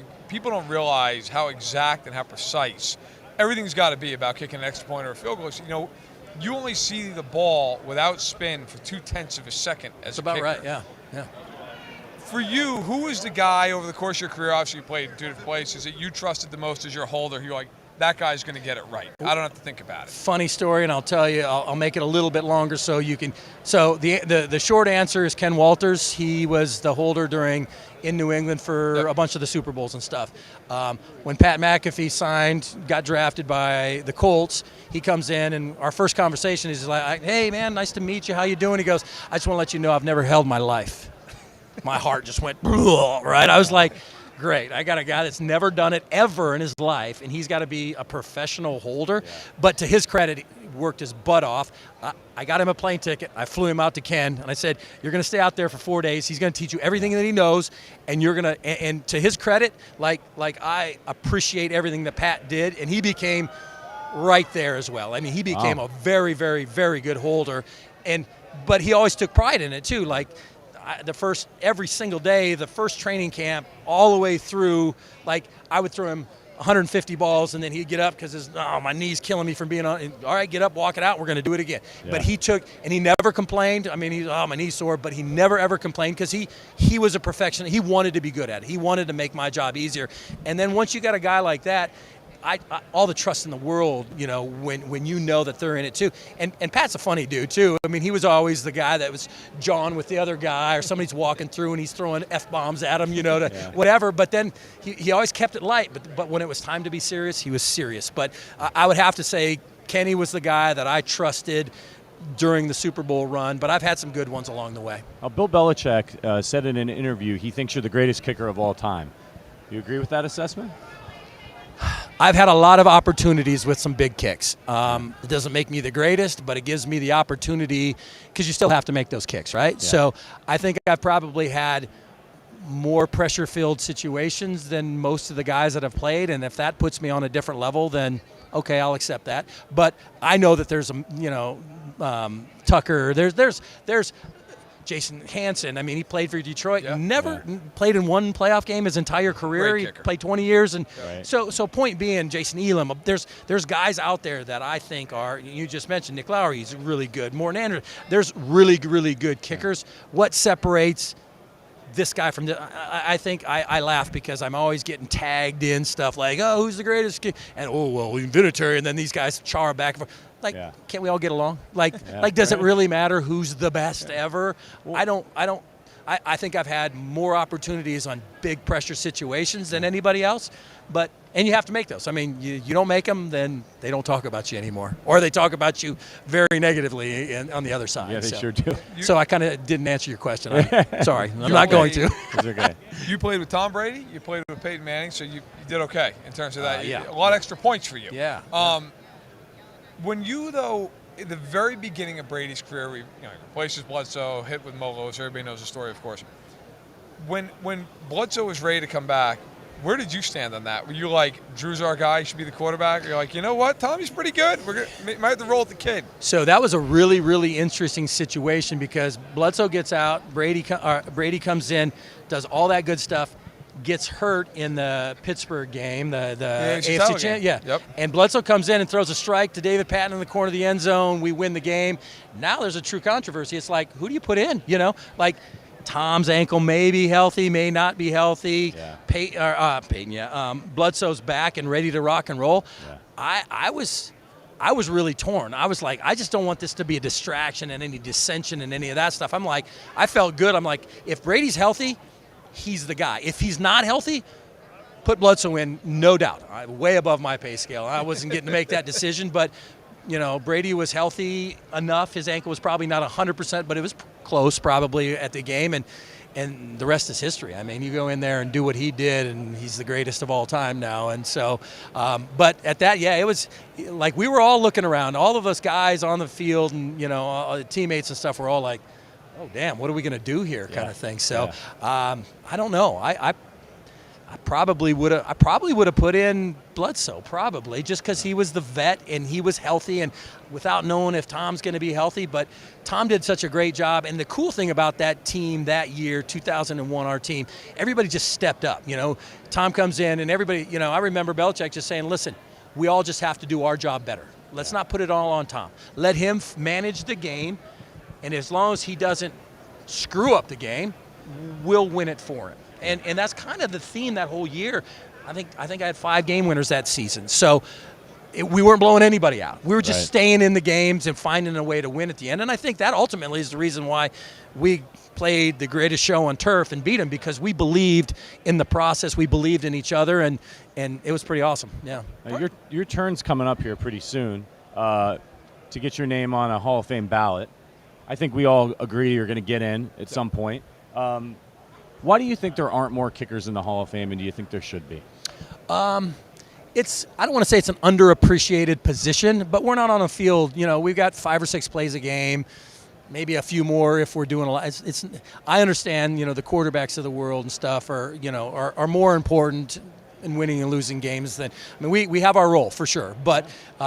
For the longest time, it was never a position that anybody really thought about unless we did a bad job, Right. So it's nice to have a second guy. When Morton got in, I was like, well-deserved, about time. Now we've got, a punter and the, Ray guys in and stuff like that. Yeah. So hopefully there'll be a little bit more. The tragic part of it is only a handful of guys get to make it every year. And if you look at how they're cutting down and making the decision, every one of those guys that are on that list right now ultimately deserve. They could be, that's why they're there. So, until they start letting 15 or 20 guys in every year, it's a hard thing to get. So just the fact that even anybody mentions it, like I've got an opportunity, I feel really, really honored for that to start with. Yeah. Who do you like in the game this weekend? You got the Chiefs, the Eagles. I think a lot of people feel like 2 best teams in the league. No doubt. By far, I feel like those 2 teams deserve to be. And it's not like, oh, this team got lucky or somebody. They, throughout the entire season, the best 2 teams in football all year long. I'm going to give a slight advantage to Kansas City just because I'm going to say the Andy Reid factor, right? He's been around. He's done it so much. I think both teams have a lot of players that have played in Super Bowl, so both teams got plenty of experience. It's not like it's an oddball team that nobody's been there and they're, oh my God, wide-eyed. Like, both teams know they deserve to be there. Selfishly, I'd like to see Nick Sirianni, who, he was with the Colts a few years back. He's a great man. I would love to see him get a ring, but I'm just kind of fanboying at this point. I really don't have any horse in the race. I don't really care one way or another who wins. I just want it to be a good game. You played in a lot of Super Bowls. Do you think experience is properly rated, overrated, underrated for teams going to the Super Bowl? I definitely think it makes a factor. I definitely do. Okay. Overrated, I'm not sure, but I do think – I remember when we went with the Colts the first year when they won the Super Bowl against Chicago, Dungy grabbed a handful of us guys, that Booger McFarland, myself, a couple other guys that had played in Super Bowls, and said, I want you guys to talk to the guys. I want you guys spend as much time as you want explaining the process, explaining what the fan days are going to be about, explain the media and all the fans around and the security and all the stuff that goes into it, because if you don't know, it can be overwhelming a little bit. I think for anybody, you have that first week of practice and you feel like when you fly down here, you're ready to play a game. Now you got a whole week of a circus that happens that you got to sit there and manage it and deal with it and have a million questions asked every single day. And so you get to a point like by about Wednesday, you're hoping that the game was today. And by Friday, you're like, please, can we get this game here? So it's just kind of overwhelming. But the cool thing is after the flyover and after the national anthem, it's just a football game. So we all think too much about what it is. And if the team that can just focus in and say, hey, we're just playing another good team, and if we can win, ultimately the Super Bowl is the prize. But we don't have to think about we got to win the Super Bowl. Think about beating another really good team, and if you can do that, then you get to have the ring. So I think it is. I don't know if it's overrated, but it definitely is not underrated. Yeah. Gotcha. Wait, Adam Vinatieri, thank you so much for joining us today on behalf of DiGiorno. Pleasure. Yeah. Let's hope something hits an upright. That's right. Absolutely. Free pizza all the way around. Go visit DiGiornosDoinks.com. Yeah. Make sure you get registered or no Beautiful. free pizza for you. Thank you so much for coming by. Awesome. Thanks, guys. Appreciate it. Thanks for having me. Appreciate it. That is Adam Vinatieri. Man has a little bit of knowledge about the Super Bowl. Played in a bunch of them. Won 4 of them. So I'd say it worked out okay. We're gonna have to count up how many Hall of Famers, future or present, that we talk to when this whole thing is over. It's gonna take 2 hands. He did say though. He said, about Wednesday or Thursday, you're wishing for the game to get here as a player. That goes for the media too, by the way. Yeah. Right? There's a fatigue. Fatigue at a point. It is a long week. I mean, we're happy to be here. Let's check in on the chat. If you guys are watching, thank you so much for supporting us during our marathon stream. We're just getting started here on Radio Row.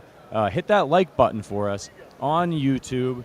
I think, do we have a bit of a lull here before? 11:10. So we're 1 minute. We're going to have Adam Thielen. That's right. From the Minnesota Vikings. He's a late addition. That's right. Really talented receiver. He's not bad. I want to ask him if he thinks he's going to be in Minnesota next year. He's still signed. I think they're over the cap. I think he's due a lot more than I'm going to make this year. That sounds there's some business decisions that might have to be made. Is that a guy that if he were to end up, would you like to see him on the Chiefs? Be a nice addition. Yeah. Be a nice addition for sure. Veteran receiver, had 716 yards this Sure year. hands. So he's coming in right now. Perfect time. All right. What's up? How's it going, Adam? Welcome in. Yeah. Thank you for having me. When did you get into Phoenix? We got in, Tuesday night late. Okay. So. Okay, well, a little warmer than Minnesota. It is. We came from Florida, so it's been nice there. But get away a little bit. Yeah, but no, it's beautiful here. Played in the Waste Management Pro-Am yesterday and had a good time there. And how'd you do? Good, yeah. Played well, and I always love those events, especially that one. I mean, the atmosphere feels like a football game, so it's awesome. Yeah. So, who are you working with, and why are you working with them? Yeah, Over Easy Bars, Over Easy Foods. They make a great breakfast bar. It's always great to represent a company that you really believe in, right? And a healthy bar that has low ingredients, not very many ingredients, and is made out of oats and eggs, basically. It's great for me because we're always on the go with 3 kids, and be able to grab a bar that actually tastes good and has good texture. You can't find that. So when I found these bars, I was all in. And they're special. They're a special company that's doing some big things. Awesome. I'm curious. Your season this year was interesting. You guys were 13-4. You get in the playoffs. The offense played well. Defense had its struggles. Is what it is. Now you go into this off season. Where's your mindset at? I mean, because the team won the division going away, no problem there. The offense played very well. You had first-year head coach Kevin O'Connell, who seemed to do a heck of a job. Now you go into this offseason, and do you feel like there's a lot of work to be done? Like there's maybe some minor adjustments to be made? I mean, from your perspective, where do you see it? Well, luckily, I don't get paid to make the big-time decisions because I think there's going to be a lot of tough decisions for the team to make. What I do know is that Minnesota, the Vikings organization, is set up for some major success in the future. They have an organization that has put great leadership in place with a head coach, a GM that are just great people, and they're really good at their job. I can stand behind that. What it's going to look like next year as a team, I have no idea. But I strongly believe in the culture and what the organization is building, and I think that they're going to have a lot of success moving forward. Yeah, we know you're still under contract with the team, but there's some cap issues. Some of the business stuff sometimes get in the way. Do you think you're going to be there next year? Well, I'll say this: I know I can. I feel that I can really play at a high level still, and I can do the things that I've done my whole career. And I just really want to help a football team win games. I want to help a football team get to the championship, to the Super Bowl, and win a Super Bowl. Will that be in Minnesota? I hope so, because I'm from Minnesota. I grew up a Vikings fan, watching Chris Carter and Randy Moss and Jake Reed and Dante Culpepper and all those guys, have success. So for me, I want to end my career in Minnesota. Will that happen? I don't know. Like I said, I know that I can still play at a high level, and if they feel that too, then I'll be there. If not, I'll have to try to help someone else win. But like I said, I love Minnesota, and I love the direction that they're headed. Those guys you mentioned, you watched growing up, do you model your game after any of them? Absolutely, yeah. So my whole life / career, I've always taken pieces of different guys' games and tried to put them into my game and be my own player. Yeah. I'm still taking stuff from young guys. A guy like Justin. I'm trying to see what he's doing in practice in games, and I say, okay, I think I can do that. I think I'll take that from you and I'll apply that to my game. But yeah, I remember as a kid doing the sideline catches like Chris Carter, doing the Moss catches in the backyard, Moss and my friends. So you're always trying to do those things and emulate the great players. So the important thing to note here is we have Justin Jefferson coming up in a little bit. Yep. What is he not good at? Yeah. Wow. I asked that's a great point. When about Patrick Holmes, he said, "Man can't order a steak. It's a disaster." Okay? Everybody sees Justin Jefferson. He's incredible. What is something that he's not good at that we can give him a hard time? I got something for you. He is terrible with sugar. He loves sugar.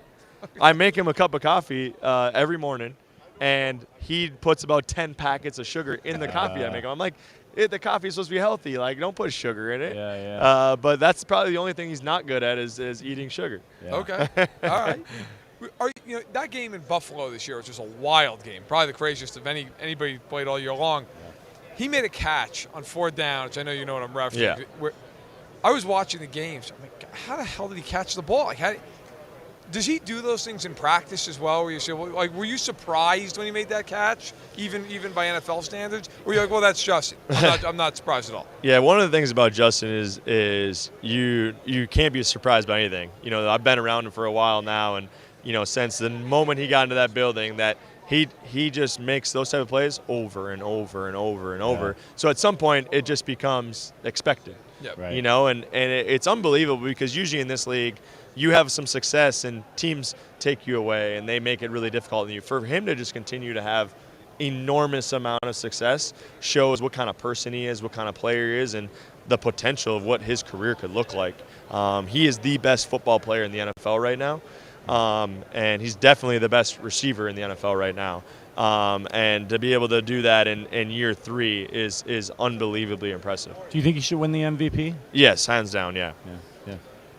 For him and for you guys have formed a very nice tandem here the first 3 years of his career. And was it a hard adjustment for you? You were 2-time Pro Bowler, putting up major numbers, and you certainly still put up numbers, but Jefferson has become, even in your words, he's the best receiver in football. He is so dominant. Was it a tough adjustment going from being like, okay, I was the number 1 guy here. Now I'm the number 2 guy. Or you're like, you know what, this is great. They're going to pay all their attention to him throughout the course of the week, and now I can go one-on-one and get some different matchups. Right. How did you kind of approach that and deal with that? Well, I love it because just like you said, we should be able to work together as a tandem, right? To help each other have success. You know, I've always said that I for Justin now, especially where he's at, he's the number 1 guy, right? He should be getting more targets. He should be getting more opportunity. But I want to be able to help take some pressure off him. Sure. So, again, I feel like I can still play at a very high level. So I feel that me being opposite of him can only help him. You know, sometimes this year that didn't happen very much. But again, I feel like for me, I believe that he should be getting those targets. And as a competitor, you want opportunity, right? You want to be able to show what you can do. You want to help your team win. You want to be able to help your team go down and drive and score touchdowns, right? But at the end of the day, you realize that when you have a guy that's as good as he is, that you need to give him a lot of opportunities and let him kind of go to work. And I'm just there to try to take some pressure off him. Switching gears a little bit, I was reading an article this morning, actually, about your foundation. Just the other day, you surprised an 8-year-old kid, Devin D, with tickets to the Super Bowl. This was from through the Thielen Foundation. Can you tell us a little bit about the foundation and its mission? Yeah, Thielen Foundation is our whole mission is to help youth reach their full potential. Yeah. We are very passionate, my wife and I, very passionate about youth and helping them, give them resources, opportunities to reach their full potential. We feel like there's a lot of kids, there's a lot of people, especially in our community and in all communities, right? But in our community that we've been in Minnesota our whole lives. Yeah. And so to give back to that area, there's so many kids that just don't have resources. They don't have opportunities. You go look at their schools, you go look at their sports programs. They don't have weight rooms. They don't have nice jerseys, or they don't have anything to be excited about. Right. So we want to provide these kids with excitement to be involved in sports, which we think will help them do better in school, to stay in school, finish school, and then maybe go on to get a college degree or go on to play a college sport that helps them get a college degree. So we've been doing a lot more with providing resources, opportunities, so that they are excited to be a part of a team, which we think will help them in the long run. And we're very excited about. It's terrific. You mentioned at the top, you have 3 kids. How old are your kids? Yeah, we have a 6, 4, and 1-year-old. Okay, so the 1-year-old is not going to be part of this one, but the 6 and the 4-year-old, do they care? The dad's a football player. Are they aware of it? Are they really into it? Do they not care at all? Yeah, I don't think they care too much. My 6-year-old is definitely getting into it more now, but I don't think he realizes that it's, you know, the NFL and things like that. It's just that's his job. It's just football. And he's extremely obsessed with football. That's all he wants to do. I picked him up from school the other day. We're driving home, and he goes, "Dad, I love school, but I just want to play football." Here it comes. It's pretty cool to see how it's impacted him. And, you know, like I said, he plays flag football. He's 6 years old, and he thinks it's the best thing ever. And it's really cool. We know you got to get out of here. Who do you have on Sunday? Yeah, you know, I've been obviously answering this question a lot, and I think that for me it's kind of weird because I don't like the Eagles.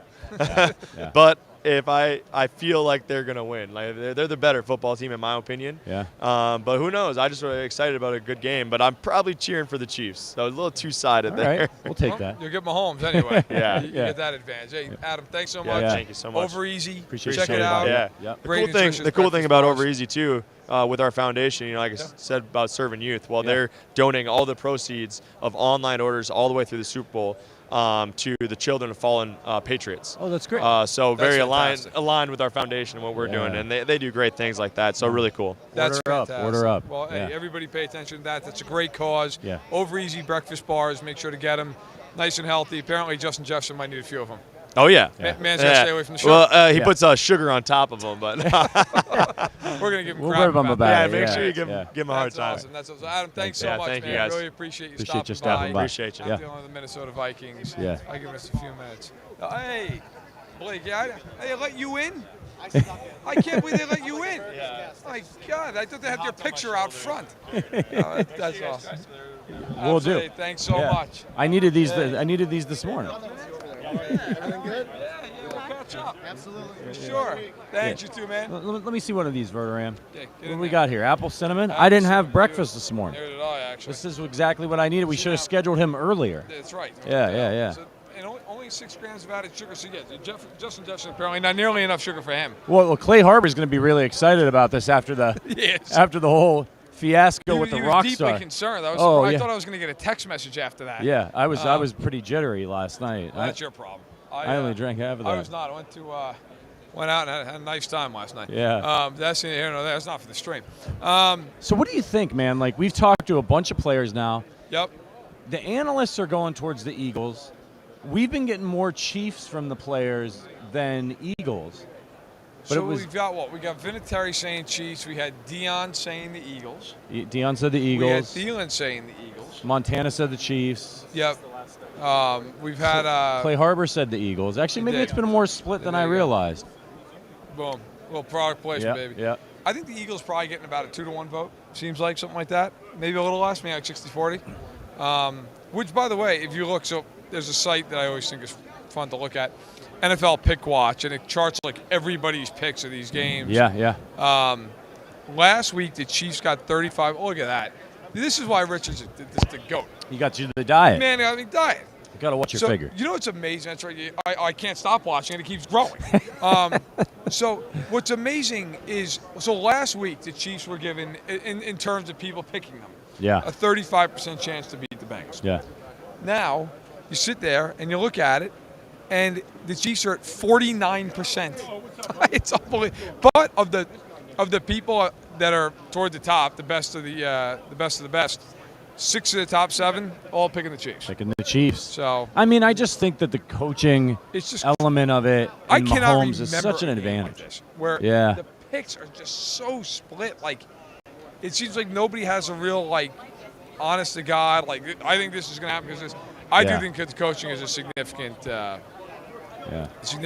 I do. All right, so we are now what? We are 11 o'clock local time, right on the money. Yeah. So there we go. So we got 2 more hours or so, maybe a little less, give or take. But we got plenty of guests coming up. Yeah. So next is going to be Adam Thielen's teammate. Justin We Jefferson. got Justin Jefferson coming on in 10 minutes. He's working with Sleep Number. Yeah. And we're going to have to give him crap about his sugar habits. Yeah. Might even have to give him one. He's hey, eat up. I'll tell you what, I'm going to need a sleep number by the time we're done with this stream. You're not kidding. You're not kidding. We start drinking early. Yeah. Mike Golic Sr. stopping by in a half an hour. Sterling Holmes, I guess we got to let him on in 45 minutes. And then Tony Richardson at 12:15 local time, so about an hour and 15 minutes from now. That'll be the last guest of the stream. So there's a lot to get to, but we're excited about it. Great guest. People are starting to walk by with trays of food just to torture us too. By the way, you know that? I got a whole damn table. Yeah, they do. At some point, I legitimately might just walk away and walk over there. But there's also have a full-blown conversation going on 2 feet behind right behind us. Yeah. You know. This is the magic of Radio Row. Wait, look, while we got a quick minute, if you want to support our podcast, you should definitely check out one of our betting partners. You can go to arrowheadaddict.com/bets. We got a bunch of promos there. Just click the link, sign up. We'll get paid. You'll keep us in business. We can buy more of these Adam Thielen bars. But if you want a specific promo, I think you got to check out this BetMGM promo. You just go to BetMGM if you're in Kansas. This is for our Kansas listeners. Use the code Arrowhead, and you're going to get up to $1,000 paid back in bonus bets if you don't win. So it's a minimum of a $10 bet required. New customers only, 21 plus, and present in Kansas. If you've got a gambling problem, call 1-800-522-4700 in Kansas. And you can see the full terms at betmgm.com or in the description below. Betting on the big game, betting on your favorite team, it adds a little juice to it, right? Yeah, absolutely. I think, why not? Why not throw a few bucks down if you got it on you? And then, listen, you support us at the same point because, listen, if we don't get a certain amount of conversions, they're going to throw me out on the street. So, right, yep. It is what it is. By the way, in news around the sports world today, because it's NBA trade deadline, Kevin Durant going to the Suns late last night. Right. So Darvish just agreed to a 6-year contract extension with the Padres. 6 years? Man's going to be 42 at the end of that. He's 37. He's only a couple years younger than me. Am I the only one who's floored by this? Like, I'm not trying to just completely take a left turn on the audience. I know people are like, I don't care, but I saw that and immediately was like, is that a really old tweet? It is not. Now, listen, he's still a good pitcher. I'm not taking it away from the man, but that's aggressive. Yeah. I feel like that's a pretty big risk. So that's where we are. By the way, a tweet from our guy, Jordan Foote, who does great work. You can follow him at Footnoted on Twitter. Says he tweeted out just a little bit ago, Isaiah Pacheco says his agent told him he's going to be the Super Bowl MVP. Well, the script's out. The script is out. What do you think by of the way, Neil Schwartz, hilarious. Yeah. What do you think of these lunatics that think the NFL is rigged? They're lunatics. They're stupid. Yeah. I can't imagine honestly thinking, like, you know what? Everybody's in on it. By the way, everybody involved would be going to federal prison. Like, that's the thing people miss with this. It would be an unbelievable felony because you'd be defrauding people out of millions of dollars. Like, lock you up and throw away the key. You get these people who are like, they just want Cincinnati to win. Yes, because that market is so overwhelming to the NFL. Like, the NFL gives a shit. It's got to get the Bengals. Cracks me up to no end. Right. I just it's like, look, there's no reason to honestly think that other than the fact you can't deal with the fact that your team lost a game. Yeah. But then, like, when their team wins a game, you never hear it. Like, I've never heard one person say to me, you know what, we won because it was rigged. Yeah. Nobody. Not one human being alive. I tweeted this out a little while ago. It was really fun.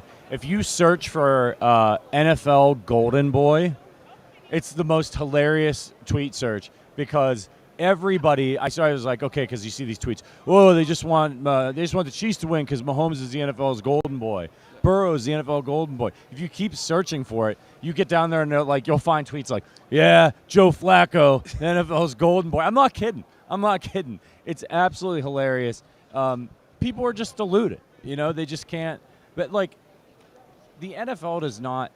You know how many people watch the NFL? You think they need to rig the games? Like, it's so weird. Yeah. It's so weird. By the way, speaking of something that could be weird, Bulls and Knicks are reportedly revisiting talks on a Zach LaVine trade. Okay. The Knicks.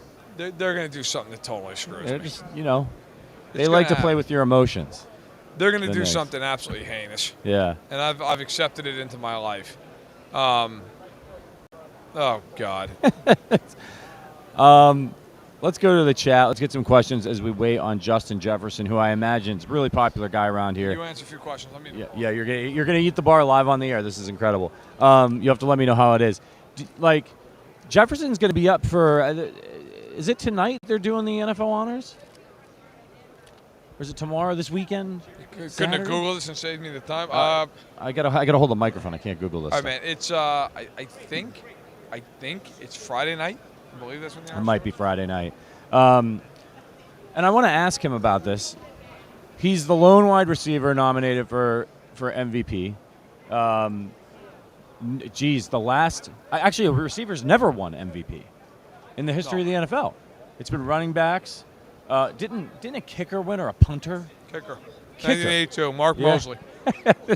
So, he's not going to win. Patrick Mahomes is going to win, and I think rightfully so. Yeah. But I want to ask him this, and I want to know what you think. Do you think it's bullshit that, why don't they just have a quarterback award? That these guys can never – because, you look what he did for that team this year. What's their record if they don't have it? 500. Right. He was absolutely incredible for them. I think it's a shame that they just have no chance to win the award. That's their problem. You know what? Listen, they can win the Offensive Player of the Year award. But if you're handing out a most valuable player, there's no possible world, in my opinion, where a receiver is more valuable than a quarterback. Yeah. Think about it. I would agree with Adam Thielen. Justin Jefferson's the best receiver in the NFL. But ask yourself this.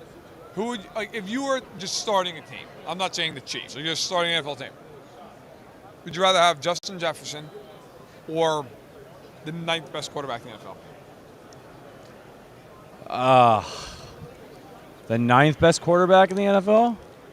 I don't know, man. Let's say Matthew Stafford when he's healthy. I would take Justin Jefferson. Wow. I would take Justin. He is again. Look at what Tyreek Hill did for Tua Tagovailoa. They went 9-8. Yeah, but it was because of the injury. The dude. Look at just his play, the level at which his play elevated with Tyreek Hill on the field. I think if I'm going to be stuck with a middle of the road quarterback. See Bruce Arians walking around now. Is it Bruce Arians? Where's he at? Man's on the loose. Bruce Arians. There's a lot of people walking by. I just saw Mike Golic Sr., who's going to be stopping by here in a little bit.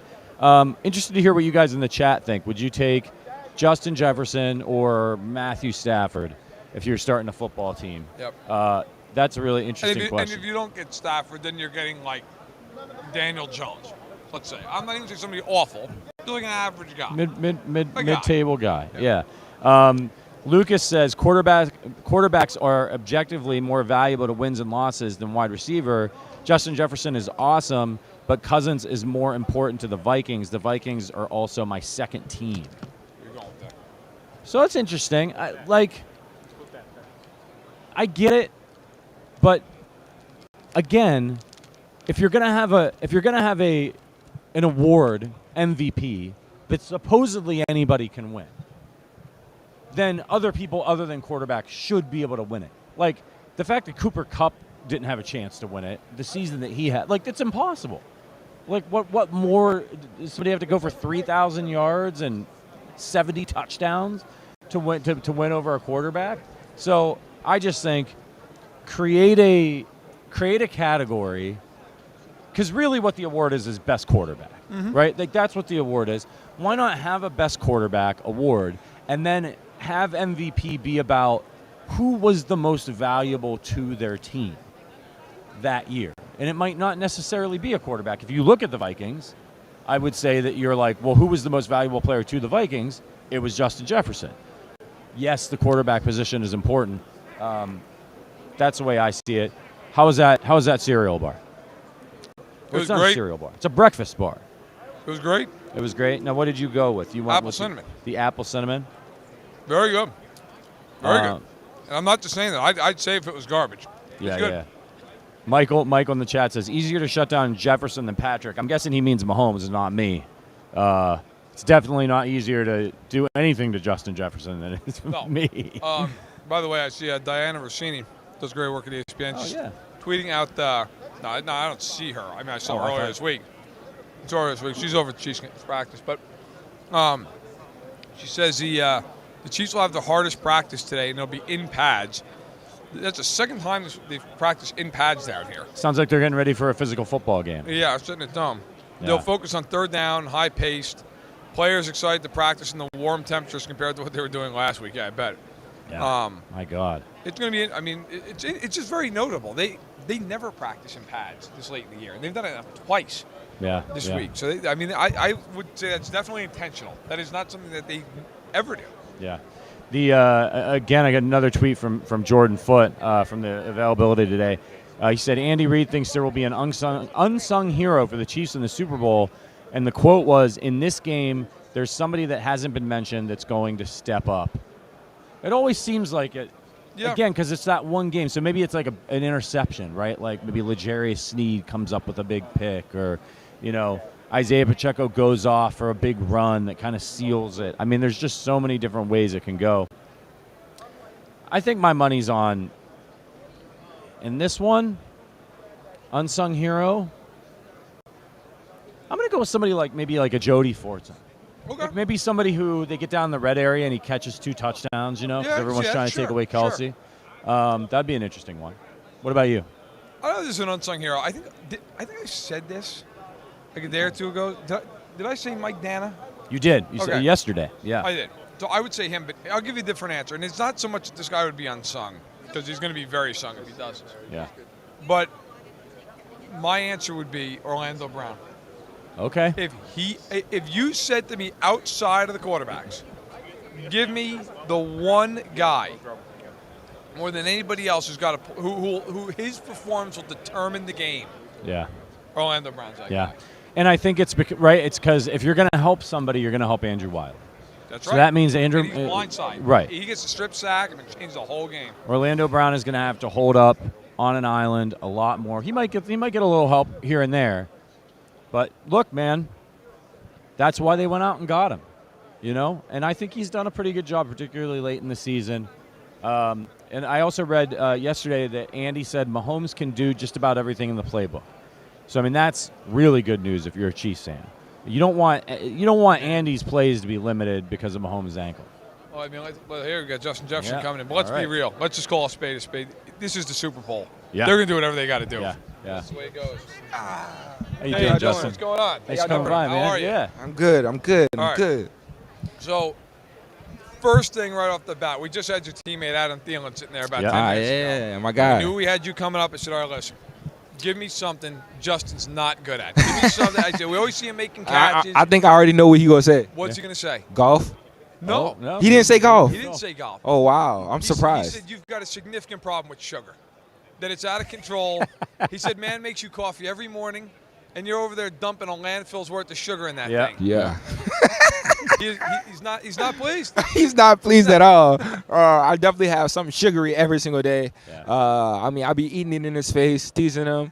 He definitely be like, all right, I'll give you about 2-3 more years eating that sugar, and it's gonna be a problem after that. So he's getting a little bit older. He's got to start reining it back a little bit. You're still young. You're still burning. That's what I be trying to tell him. That's what I try to tell him. I'm like, I'm still young. I'm 23 years old. I got some time. I'm working out every day. I'm burning it off. Yeah. It's not like it's just sitting on me. So see, that's the difference. Enjoy it while you can. You run it off. I sit there and I just eat. This is why I'm sitting in this chair. Right. And thank God the chair still stands. Look, man, you had an unbelievable season. Appreciate you. Appreciate it. I want to get into the whole year, but I actually also mentioned this to Adam. Like, your catch against Buffalo this year, it would be the catch of the year. I don't even think it's an argument. Yeah. It was insane. When that ball's in the air, in your mind on that play, and I get it. Like, you got the gloves, you got all the techniques, but were you like, I don't know, man. I don't know if I'm going to be able to get this one. You're like, no, I don't care. I'm coming down with this ball in traffic, whatever it takes. I mean, that definitely was the mindset. I mean, being 4th and 18, 2-minute warning just had hit. So, we were talking about the play and everything. He was like, all right, it's 4th and 18. We ain't got much to call. There's not much you can look on a play sheet and call. Right. So, we're just going to have to throw this up to you. I'm like, okay, cool. 2-minute warning, I'm still thinking about it. I'm like, okay, I got to go get it. It's either me or we going to get the first down or we lose this game, So, that play happened. Me running that route and seeing the ball in the air, I was like, this ball is mine. I got to go get it. And then, as soon as that ball hit my hand and hit C. Lewis's hand, I mean, everything felt like it was in slow motion all the way to the ground. And, I mean, God was definitely with me on that play, just being able to control the ball all the way to the ground. Is that the best catch you've ever made? It's one of the in-game for sure. Yeah. In-game, but I mean, I definitely had some crazy catches, in practice or just catching the ball around and stuff like that. But it's definitely one of my craziest in-game catches, especially with somebody on me and touching the ball at that. Matt mentioned you had an absolutely incredible season. You're one of the finalists for the MVP award. Yeah. The last time a non-quarterback won the MVP, AP. you know what it was? AP. Yep. Oh, man, I got it wrong. It was Adrian Peterson. Adrian Peterson. 2012. Yeah, Yeah. 2012. That's right. Ran for 2,000 yards. Yeah. I remember that. Yeah. Well, so I just wanted to ask you: do you receivers never won it? Correct. All right. What do you think about that? And do you think you can be the first non-quarterback or non-quarterbacks won it? Yeah. The first wide receiver to win the MVP? Well, on a first note, I definitely should think receivers should be more involved in the MVP award. I mean, of course, we understand the difficulty of a quarterback position, the amount of weight they have to go through every single game, calling the plays, making the throws. Of course, that's a difficult job to go through, especially in the NFL. Yeah. But I feel like without a main receiver, without a number one receiver, that quarterback wouldn't be, up for the MVP award either. You know what I'm saying? So I feel like if you take that number one receiver off the team, it would be very difficult for them to, get those amount of yards and, plays for the team. So I definitely think the receiver should be more involved in the MVP award. Yeah. What is your favorite route to run? Like, if you had the line, and O'Connell says, all right, Justin, what do you want, man? What do you want? Coverage is good. You can dictate it. What's the route you're like, that's what I'm running? That's a tough question because I don't really have a favorite route. I like the whole route tree. Is there a route you don't like to run? Is there a route you're like, that's the one maybe that I'd rather stay away from, or the one that I'd like to work on the most? I feel like comebacks are the ones that people don't really like to run as much just because they're 15 yards, 15, 20 yards, and they don't really get thrown as often. So I feel like the comebacks are the one route I would say either I need to work on or I would least like to run. Okay. So they say game recognizes game. Who's your favorite wide receiver to watch play? To watch play? Yeah. I mean, Davante Adams is always my number one receiver. Him, Odell is my really number ones. Just because of how smooth they are, how easy they make it look.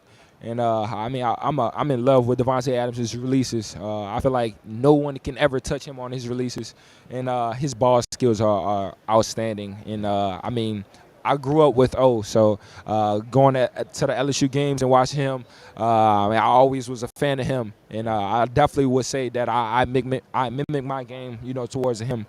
Just the amount of looseness that he do in his routes, his flexibility, and his ability to make crazy ass catches. Yeah. You mentioned LSU. You played on arguably the greatest offense in collegiate history. Yeah, right. What was it like when you're going out there and you're seeing like Vanderbilt? And you're like, you know what, we're gonna have a pretty good game today. I mean, you got, for people who don't know yourself, you Clyde Edwards-Helaire, you had Jamar Chase, Joe Burrow. I mean, it's Terrence on Marshall. and on. Yeah. Terrence Marshall, who was a second-round pick, third year in the team.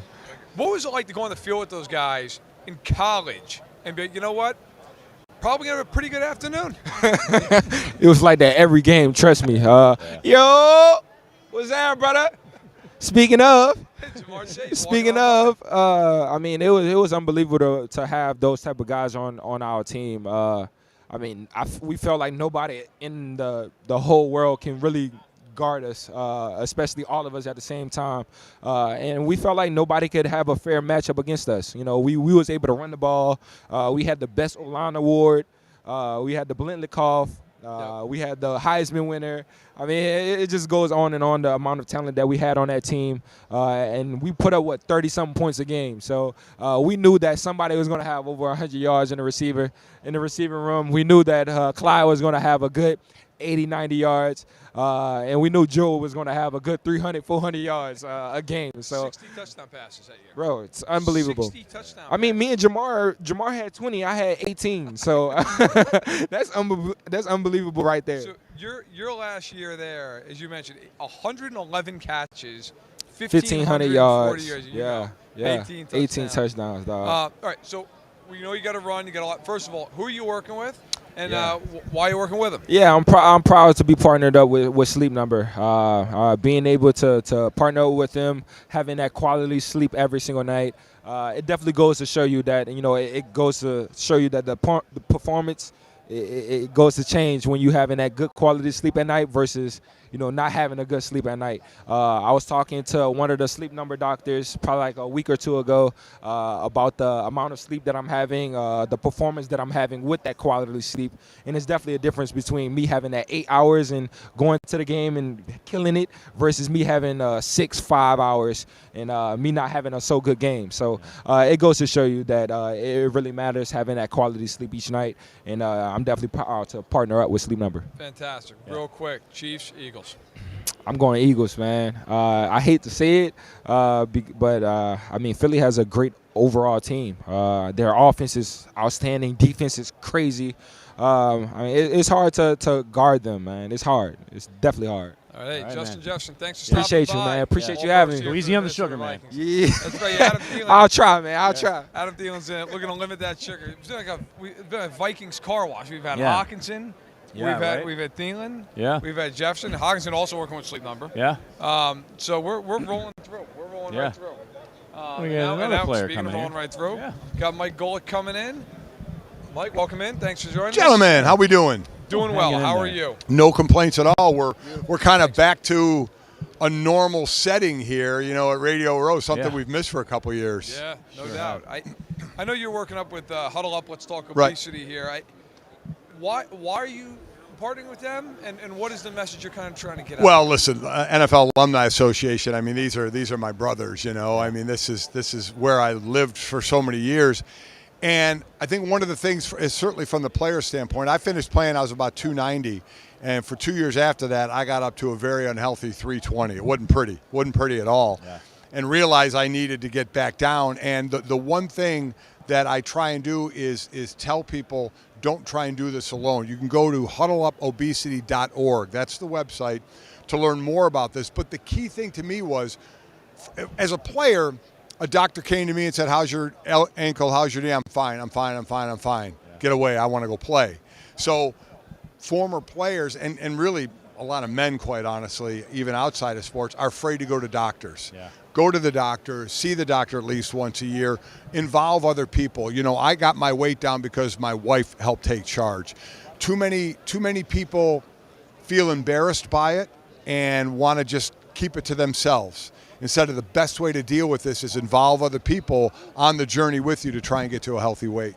Yeah, I think it's probably helpful for guys to hear a former athlete who had so much success like you talking about it in that way, because as you said, guys don't want to go to the doctor sometimes, kind of like, if I don't hear the bad news, I won't get any bad news. That's exactly right. If they don't tell me anything's wrong, nothing's wrong. Right, And we lived an itinerary life. Be somewhere, when to be there, where to be there, what to wear, what are you eating, this is on the menu. Yeah. Now all of a sudden we have to make decisions for ourselves. And a lot of times we make poor decisions. So it's not a diet, it's a lifestyle change that you need to make. Yeah.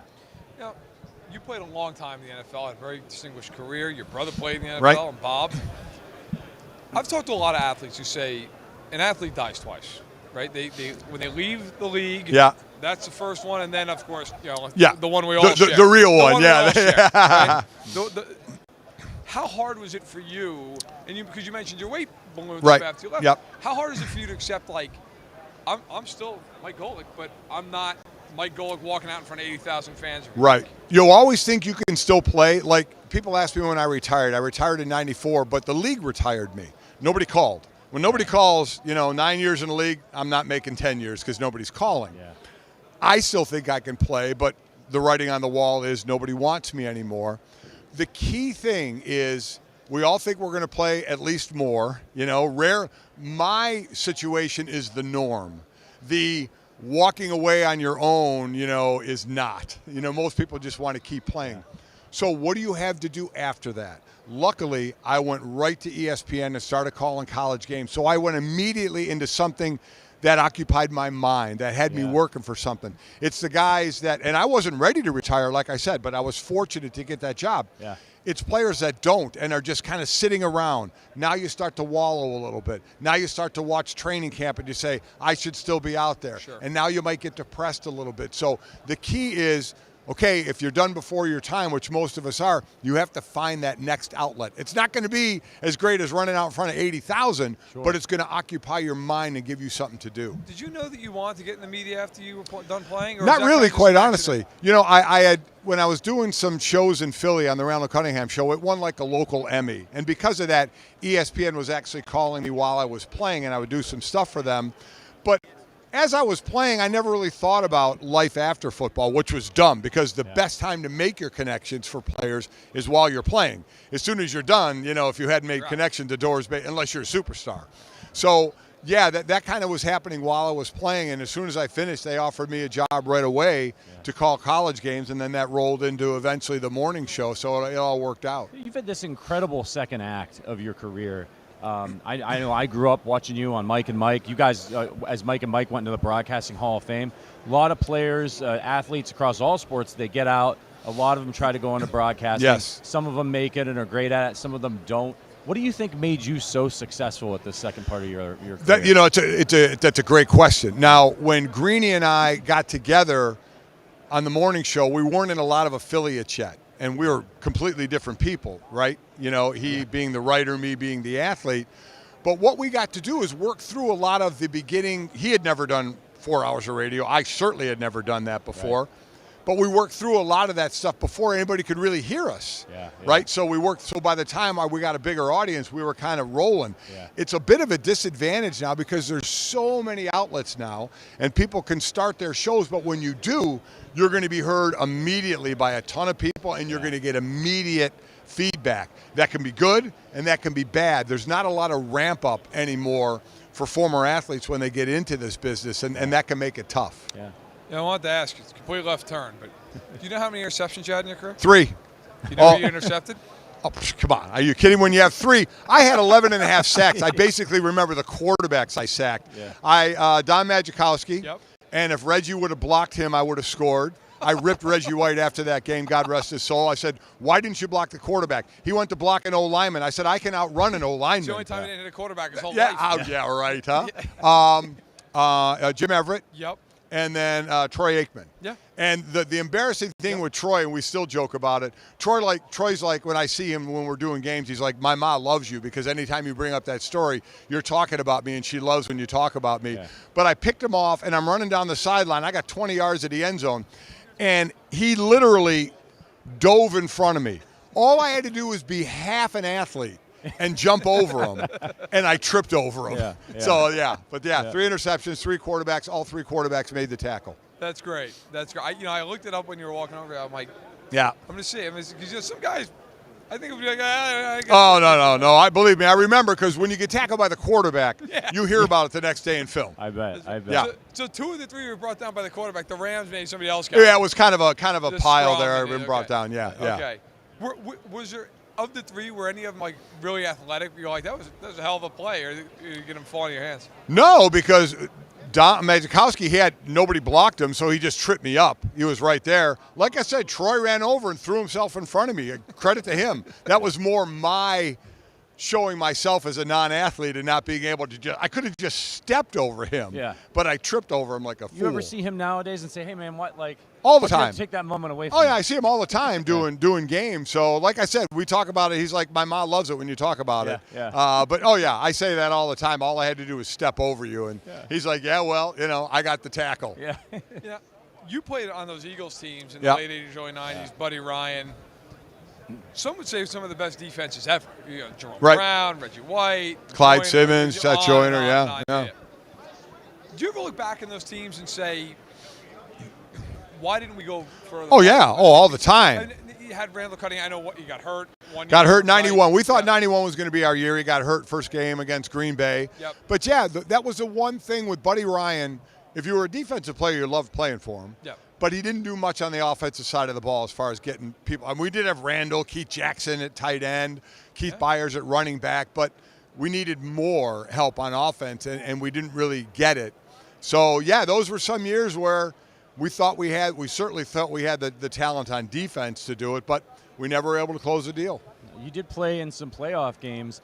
For an average fan out here watching that, had never had the chance to play as a professional athlete at this level, can you kind of explain to them the difference in the tempo and the intensity going from regular season game into the playoffs? Well, the biggest thing is you lose, you're done.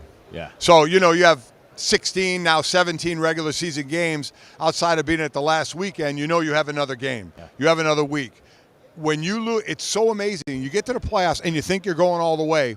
You lose the game, the next day you're packing up your locker. It's such a 180, and you'll never see the same players again. Your team changes every year. Yeah. That's the biggest thing is everything is on this game. You win, you keep going. You lose, you go home. So when that adds to it, all of a sudden the pressure cooker starts to pick up a little bit. Yeah. And speaking of playoff games you played in, it might have been the first playoff game you were ever in was the Fog Bowl.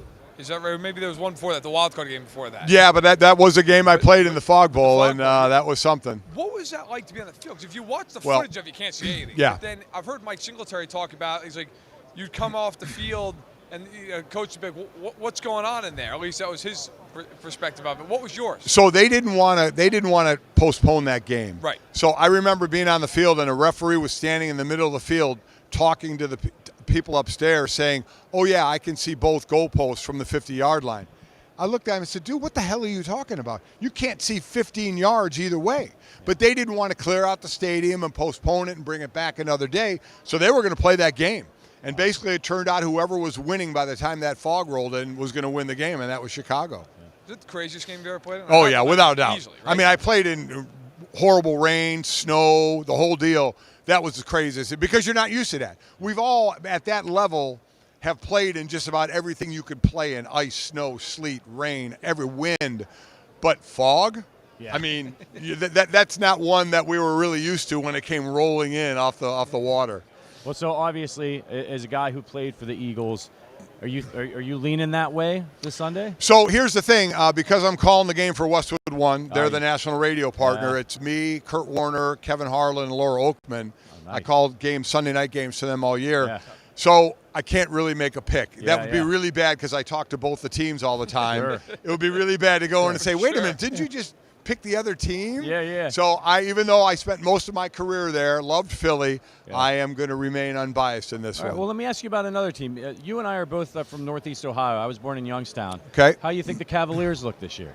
How about, that Eastern Conference now, Brooklyn all of a sudden, Kyrie and Durant are both gone. How about the package, Durant? 3 players, 4 first rounders, and a swap first round. I mean, unbelievable. So the Suns went to the second best odds now to win the title. But what the Cavs are doing, I mean, you figured once LeBron left the first time they were going to go down, LeBron comes back, wins a championship, he leaves again. Yeah. When are they going to build it back up? But you got to love what they're doing right now, don't you? I mean, and now Brooklyn's going to fall apart. Right. So for grabs. Yeah, I mean, what a debacle that was for an era of building championship teams like either a 2-headed or 3-headed monster. That could have been one of the most epic failures in Brooklyn. Matt here knows all about debacles. He's a Knicks fan. I'm a Knicks fan. Oh, sorry about that. Unbelievable. You might as well be a Jet fan then, right? God. Thank God I'm not that. I'll tell you, though, as a Knicks fan, I do enjoy that Brooklyn now is just tanking. Oh, I'm sure you do. It's a beautiful thing. Yeah, I'm sure you do. All 12 of their fans are devastated. Yeah, if it's not going to be good for you, you want to let other people have their misery too, right? The the Knicks are like 3 games over 500. Best it's been in like 20 years. Yes, it's exactly right. Jalen Brunson, Julian Randle, we're going to get killed in the first round. That's all right. What the hell? But now they're apparently close to trading for Zach LaVine, so we'll see how things play out. Yeah, we got till 3 o'clock Eastern today, right? Yeah. So that'll be. I'm sure the Knicks will panic and do something they shouldn't. Yeah. Why stop now? I'm curious. You can't make a pick, but your breakdown of the game.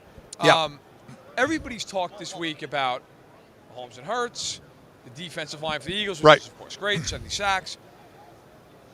Do you look at this game and say the defensive line getting to Mahomes is the entire game, like that's going to determine who wins and loses? Or is there another matchup that you say, you know what, I don't think this is getting enough shot? Well, I mean, can the Eagles get the running game going? Let's be honest, Jalen Hurts didn't play well in the championship game. So can they get their running game going, which includes Jalen Hurts against his Kansas City defense? How much will Chris Jones move around? We saw him move to the outside, get that last sack. Is he going to do that against the Eagles and go up against Lane Johnson? Or will he stay on the inside, bring a backer up, try and occupy Jason Kelsey, and let Chris Jones one-on-one with one of the guards? So I'm looking for that as well. Also looking for, we're talking about the pass rush. So what do you do with the pass rush? So is the ball going to come out quicker out of Mahomes' hands? Or can they get a running game going? Isaiah Pacheco, can he bounce one of the outside, use his 4.3 speed? Jared McKinnon, did anybody have this guy before the season as the running back with the most receiving touchdowns in the NFL? 9. He had 9. So watch for him out of the backfield to be that quick outlet. And what Kansas City does well, they will chip. They understand the great edge rushers Philly has. They'll chip with running backs. They'll chip with tight ends just to slow up the rush a little bit. It's interesting. One thing that nobody's talked about this week, or at least that I've seen, the Eagles have very little pre-snap motion. They line up. They do not move around. The Chiefs are the polar opposite of that. Yes. The Chiefs are moving all over the place. I think in this game you're going to see as much as you've ever seen with the Chiefs because they're going to want to give eye candy to the defense, a lot of jet sweep looks, a lot of guys moving around, try to create a second of indecision, a half second. I mean, you played in the NFL for many years. A half second of indecision is the world. Do you think it will hurt Philly that they don't do a lot of that pre-snap stuff? Oh, no, not at all. That's just so as a defensive player, you understand that most of that is eye candy. Sure. Don't fall for it. Just like Peyton Manning, when he's yelling all the stuff he's yelling, it means nothing, So when these guys are doing all that motion, you still know, and that's where you better watch tape.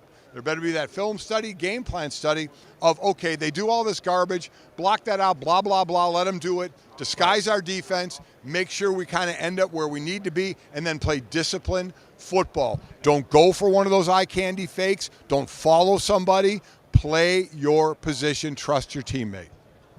It's going to be an exciting game. I'm excited to see what Andy Reid cooks up for the Super Bowl. He's a little bit of a mad scientist. Well, it's going to be it's just a weird game because, they've been to the Super Bowl now 3 times in 4 years. The first time they went, they won. The second time they went, they had basically me as an offensive lineman in that game. Yeah. And now that is the one thing I do think is interesting is the Chiefs' interior on the offensive line is as good as any in football. Yeah, it is. Yeah. Wiley is, I think most people believe, the weak spot on the front. Right. And they'll probably chip there, as you mentioned, with McKinnon, with Kelsey. To me, and we were talking about this earlier, Orlando Brown to me is the key to this whole game, one way or the other, because they're not going to be able to help him as much. He's been better as the year has gone on, but he doesn't do as well with speed. The Eagles have guys off the edge like Reddick and Graham who can get around you. Josh Sweat.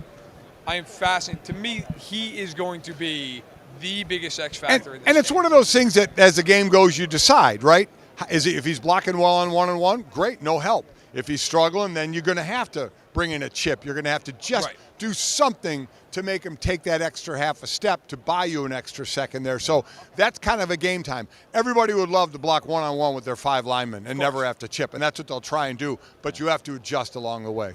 Yeah, well, hey, listen, first of all, thanks so much for coming over here, Mike, talking about Huddle Up. Let's talk obesity with the NFL Alumni Association. It's such an important thing. It's such an epidemic, really, in America. People dealing with this issue. I think it's great you're bringing awareness to it. And I want to just thank you for stopping by. Oh, appreciate it, guys. Thanks. Good luck on the call. Yeah, thanks. I'll have fun, that's for sure. Thanks. Right. Thanks, Mike Golic of Westwood 1. Yeah. Really appreciate it. Hey, thanks so much. Yeah, appreciate you coming by. Yeah. Take care. I'll tell you, man. Yeah, great guy. And as somebody who, again, I would get up in the mornings for school. I'm 39 years old. Mike and Mike was on for so long. Yeah. I'd get up, Very long. watching Mike and Mike, and I would say, we met a lot of really cool people out here. After Joe Montana, that was probably the most starstruck I've been. I think just because as somebody who got into the industry, I really knew, like he said, he retired in '94. So I was like 11 years old at that point. I really knew more Mike Golic. And back then you didn't get all the games you got. I grew up in Ohio. I was seeing the Browns, the Bengals.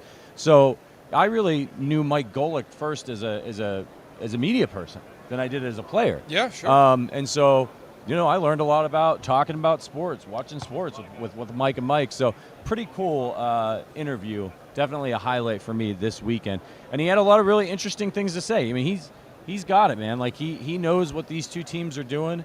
And I thought it was really interesting what he said about the pre-snap movement. And be like, it's eye candy. Don't fall for it. Do you think, though, with Andy Reid, sometimes, it does mean something? I think he's largely correct. Again, he would know. He played in the NFL. I would say I think it matters when it's at the snap.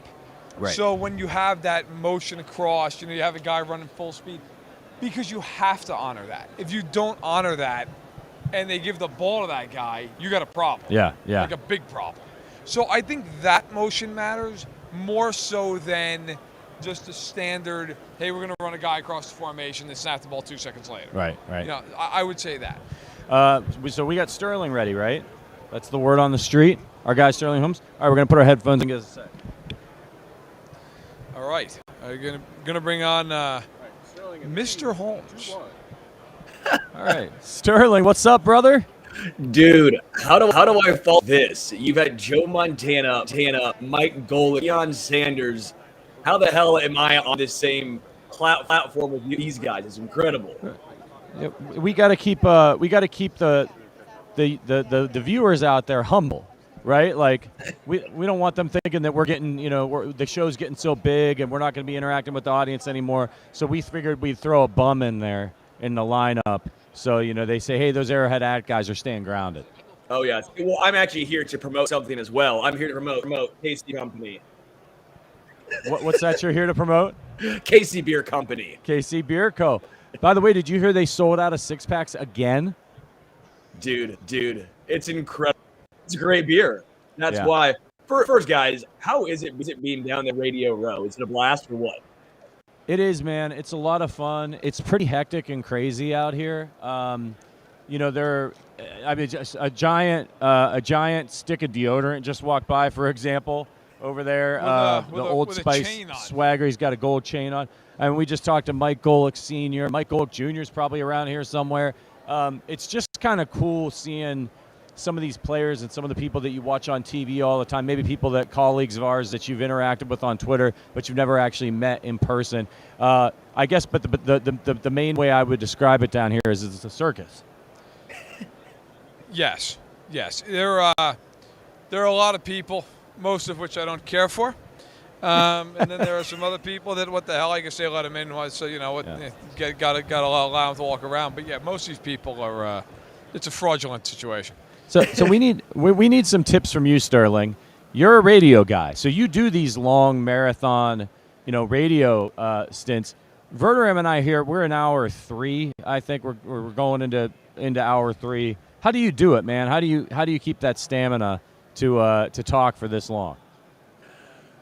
Get a Gatorade bottle, so you have something to drink and something to use. You got to sit there for a long, baby. You're there a long time. No, I'm kidding, but just make sure you have food. Make sure you have enough to drink. Enjoy it. It goes much quicker than you think. Yeah. Honestly, you got a great job. I'm very impressed with what you have done, what you have brought. You are bringing. Verderame even wore a button-down shirt yesterday, which is wild. I didn't know he owned one of those. Hey, wore him 2 days in a row, you son of a bitch. Not today, pal. No, not today. Went sweater. It was 39 degrees off the damn hotel. Yeah. All right. So Sterling, obviously, we've been talking about this game all week, every day, starting to run out of talking points. How are you feeling about the game as we get closer and closer to Sunday?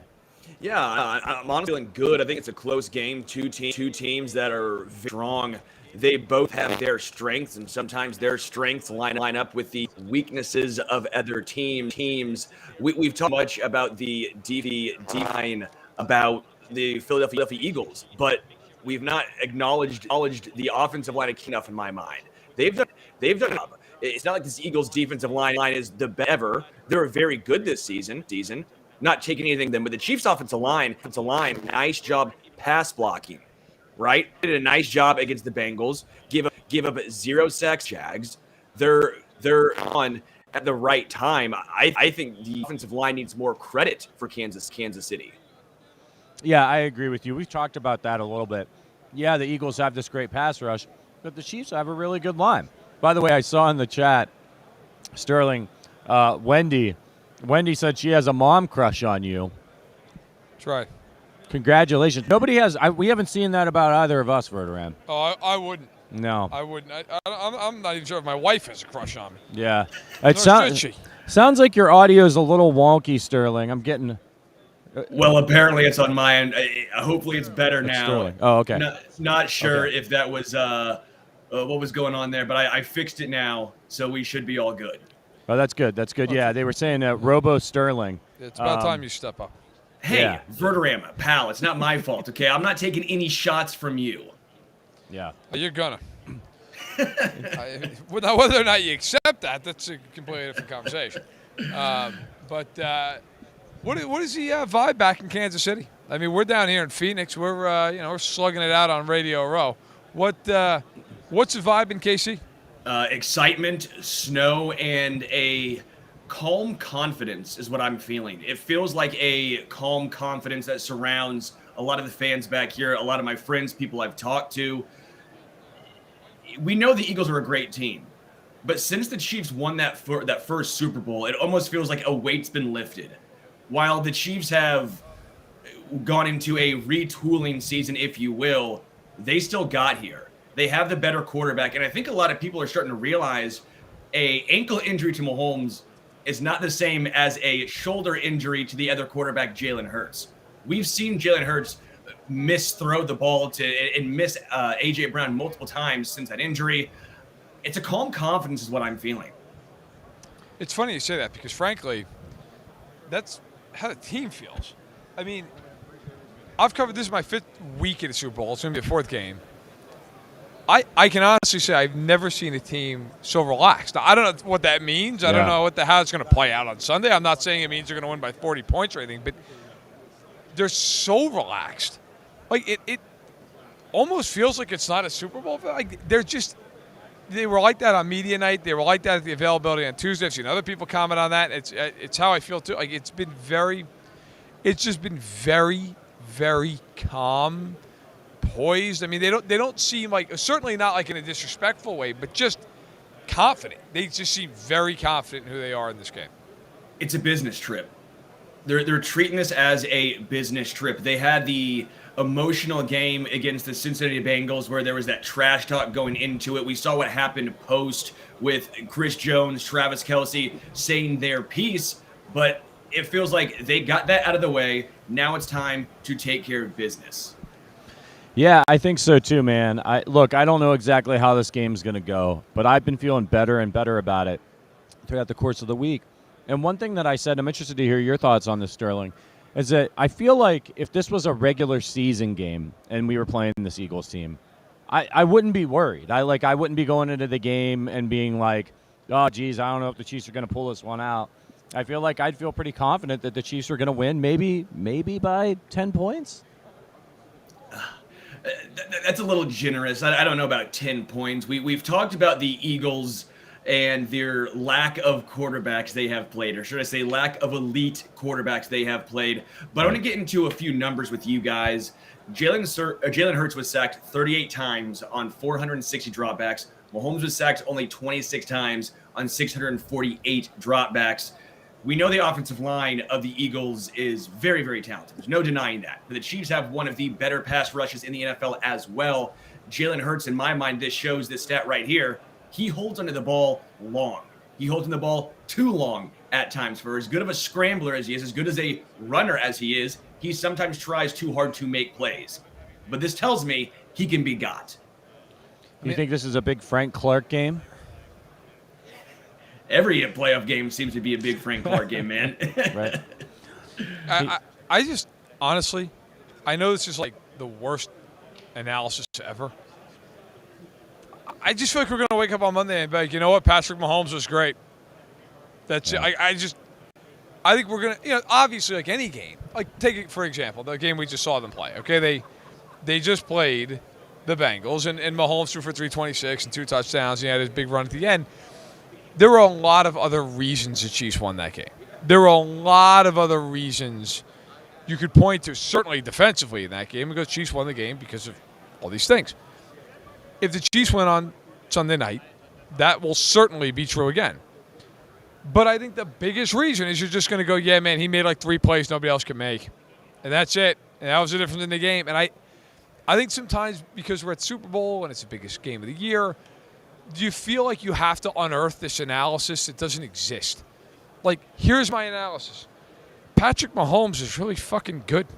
Like, that's my analysis. Like, there's probably going to be 2 or 3 plays in this game where, for all the world, he should be sacked.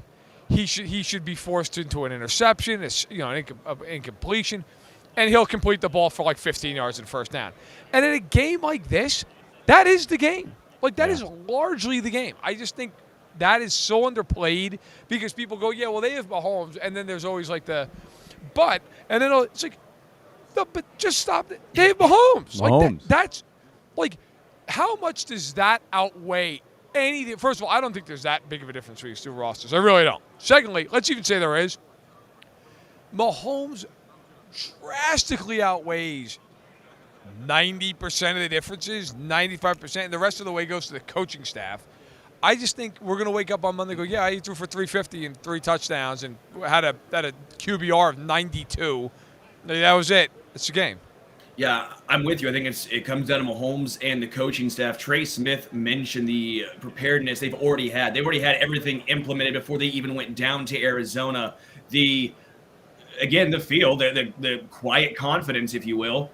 I think this just shows the team and Andy Reid, they know what they're doing. They're not going to be overwhelmed. They're not panicking right now. They're not saying, oh, bleep, we're in a Super Bowl. It's, guys, we're back at the Super Bowl. We're going to take care of business. But you're right. It does come down to Mahomes over Jalen Hurts. Jalen Hurts had a fantastic season, but what is he going to be like after that shoulder injury? From what we've seen, not good.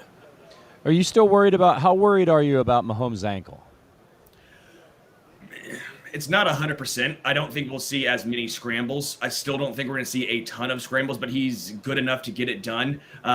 He had 1 left in the tank against the Bengals. I think he'll have a few more up his sleeve, maybe especially in the second half. First half, we'll probably see him be, I don't want to say timid.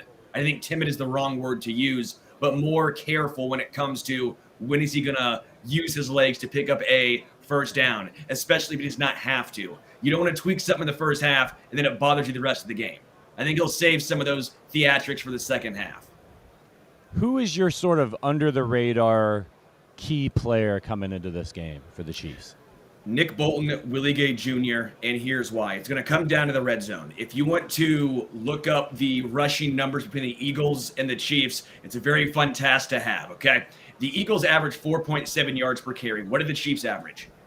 You got it right, 4.7 as well, okay? So it's not like this Eagles team is just drastically better on the ground. They just run the ball more, and the reason why they've been so highly touted on the ground, they are very successful in the red zone. They have 32 touchdowns on the ground, which is 8 more than the second place team, the Cowboys, in the NFL. So for me, what I'm saying is Nick Bolton, Willie Gay Jr., they have to step up in the red zone. They have to step up on the whole field, obviously, but especially in the red zone. Stop Miles Sanders, stop Kenneth Gainwell, Boston Scott, and Jalen Hurts. That's what it comes down to.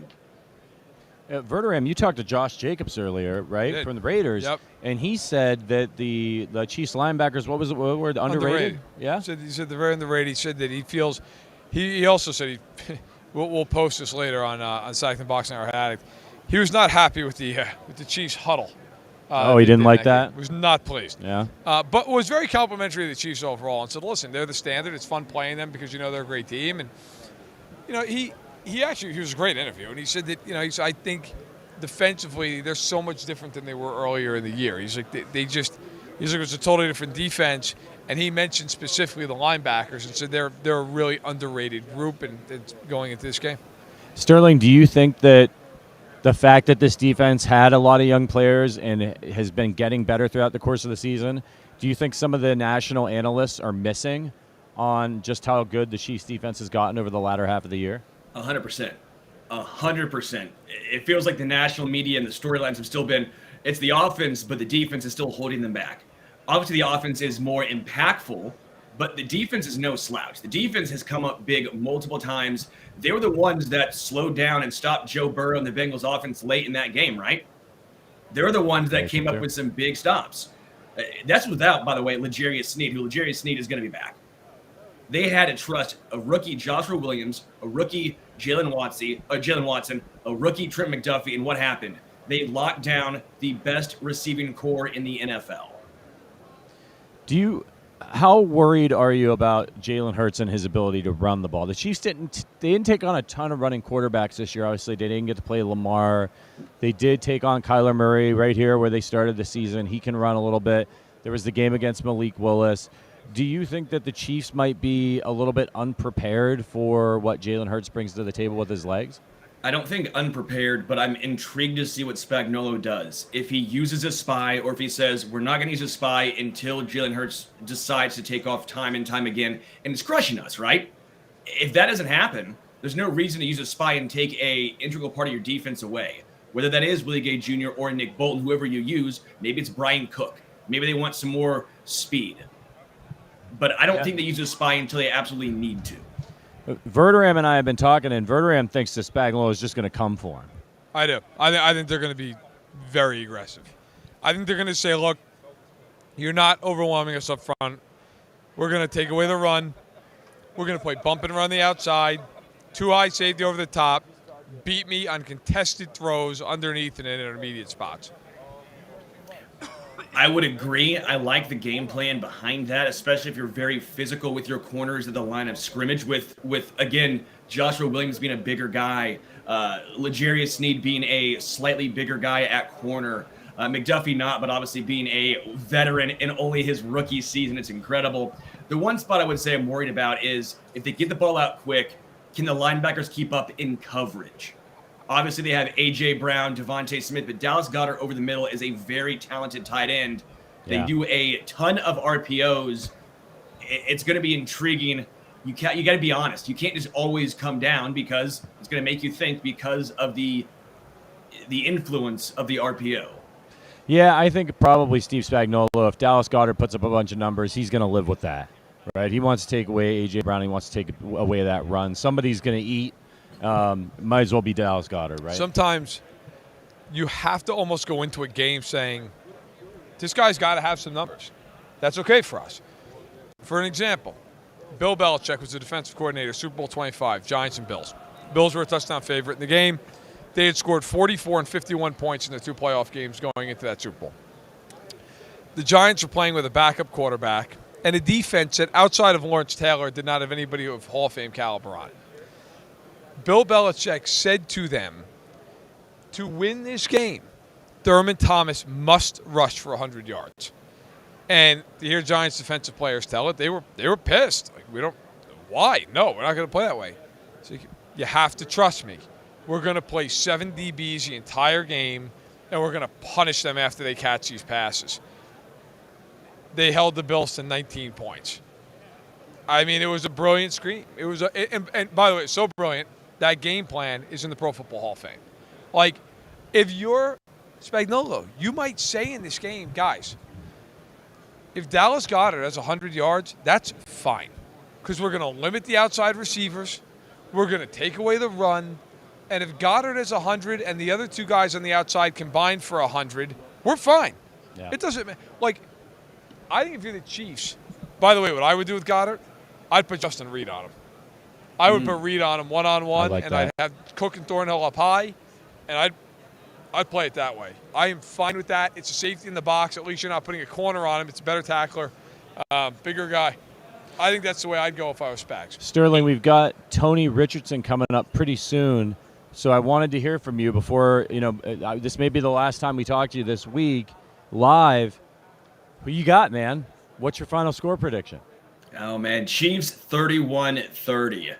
Close game. I think it's going to be a nail-biter, but the Chiefs are going to come out ahead in this one, 31-30. I don't want to take anything away from the Eagles. They've had a great season. Howie Roseman's done a great job as a GM getting pieces in there. But Kansas City has the experience. Again, sometimes it comes down to who has the better quarterback. That is Patrick Mahomes. Where are you going to be watching the game? What's the plan? Oh, my crib, baby. I got pregame, halftime, postgame show. Sterling Holmes, everybody, our co-host for the Arrowhead Addict podcast, best mustache in Kansas City, and evidently some of the fans, they've got mom crushes on him.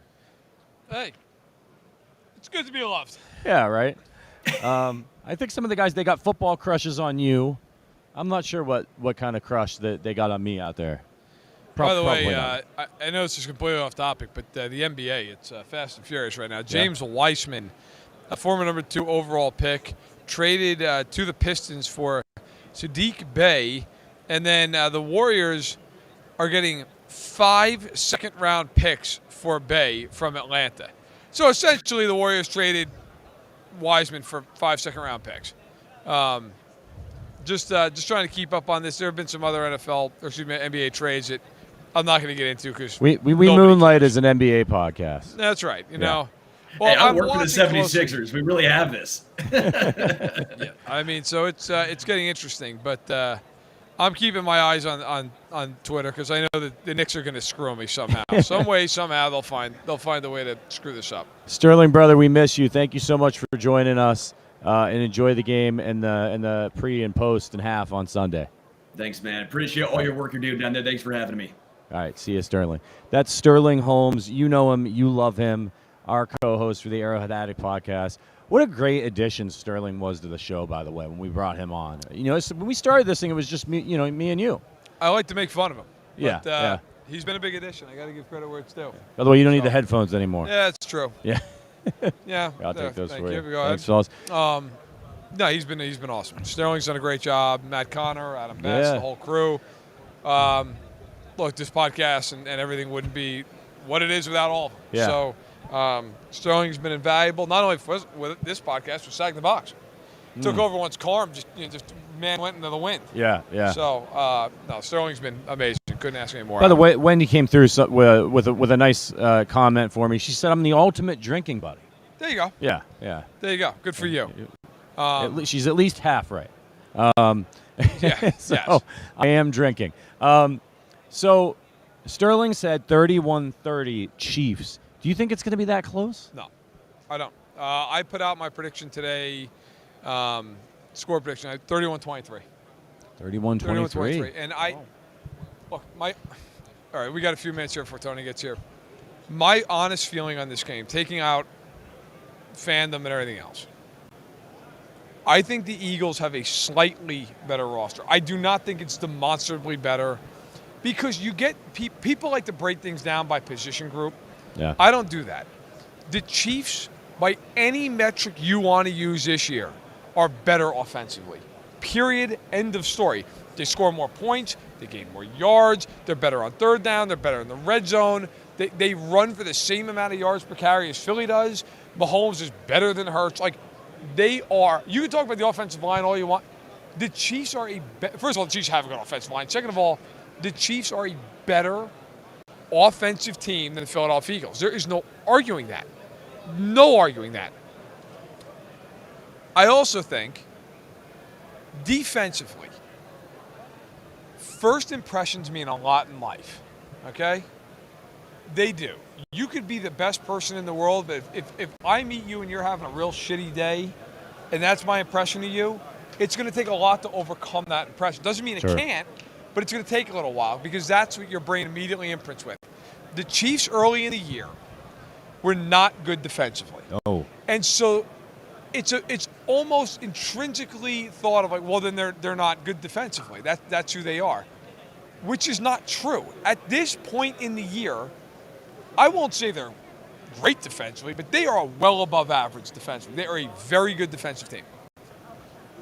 I think the Eagles, defensively speaking, are slightly better. I also think, though, that their way of playing defense, if they do not get home consistently, is going to get them torched in this game. Yes. If they sit in static zone coverages against Mahomes, I don't care what kind of cover 3, cover 2, cover 1, they will get absolutely smoked if they don't get to him. And if you don't think Andy Reid knows that, good luck to you. Yeah. I mean, they know what's coming. I think it's a huge advantage for the Chiefs. They know what they're going to see defensively. The Eagles aren't going to all of a sudden change. They are who they are. Right. You have no clue, if you're the Eagles, what Spagnuolo's doing in this game. Yeah. They could blitz, they could not blitz, they could sit back. Brett Coleman, who does a great job covering the league, I just saw this literally just now come across my Twitter feed. And he tweeted out, after studying a bunch of Spags games through the years this week, specifically games against vertical passing games with multiple deep threats, Philadelphia certainly that, I have concluded that the Chiefs are probably going to blitz the ever-loving shit out of Jalen Hurts. Love it. And that's how I feel. Jim Johnson would be proud, he says. Yeah, Jim Johnson would be proud, right. And so somebody asks him, assuming zone blitz, wouldn't want to turn my back on Hurts if I'm any of those DBs. And Coleman says, 5 in the pressure, palms to both sides if it's 2x2, 2 receiver on each side, with pressure to the side of the running back. And if it's trips 3x1, I would expect the same thing, except the pressure comes from the weak side, likely to the back again. We've talked about this all week. I completely agree with him. I think the Chiefs are just going to say, if you can throw into that, go for it. You're not going to run. We're going to blitz the hell out of Hurts in this game. Hurts has not been good against the blitz. So I think styles make fights in football. Yeah. I just think it matches up well for Kansas City. It's not, would I be shocked if the Eagles win? No. But I think that this matches up well for the Chiefs. Whereas I thought when they played Tampa, their offensive line was so decimated. Tampa ran roughshod over them up front, and that was kind of it. And they had all that stuff going on with Britt Reed that week, which doesn't help them either. Right. I just feel this is a game where for the Chiefs, it's a tough task. I just think they match up with them. I think they match up in this game, and I think the difference at quarterback, while I think Hurts is excellent, I think is significant. I do. I think Mahomes is at this point he's a much more polished player than Hurts, and I don't know what's going on with Hurts' shoulder either. Yeah. So I think the Chiefs win 31-23. How much do you think it helps the Chiefs in that? Obviously they know that they got to stop Chris Jones. But the rest of that defensive line and those pass rushers in Kansas City, the Kansas City Chiefs get a lot of sacks, and it could come from anybody. It could be Mike Dana. It could be Frank Clark. They could be blitzing L'Jarius Sneed. How much of an advantage is that in a sense that where, like, they don't have 2 defensive ends where you're like, okay, this guy, you stop this guy, that's where we're going to focus. But, like, Karlaftis could get you. I mean, there's just so many guys on the Chiefs defense, and I think everybody keeps talking about how deep the Eagles are and how deep the Eagles defensive line is, and totally ignoring maybe it's because the Eagles have some older veteran guys, people know their names, and nobody knows who Mike Dana is. Right. Nobody knows, George Karlaftis isn't really a household name yet. Do you think that that's an advantage for the Chiefs?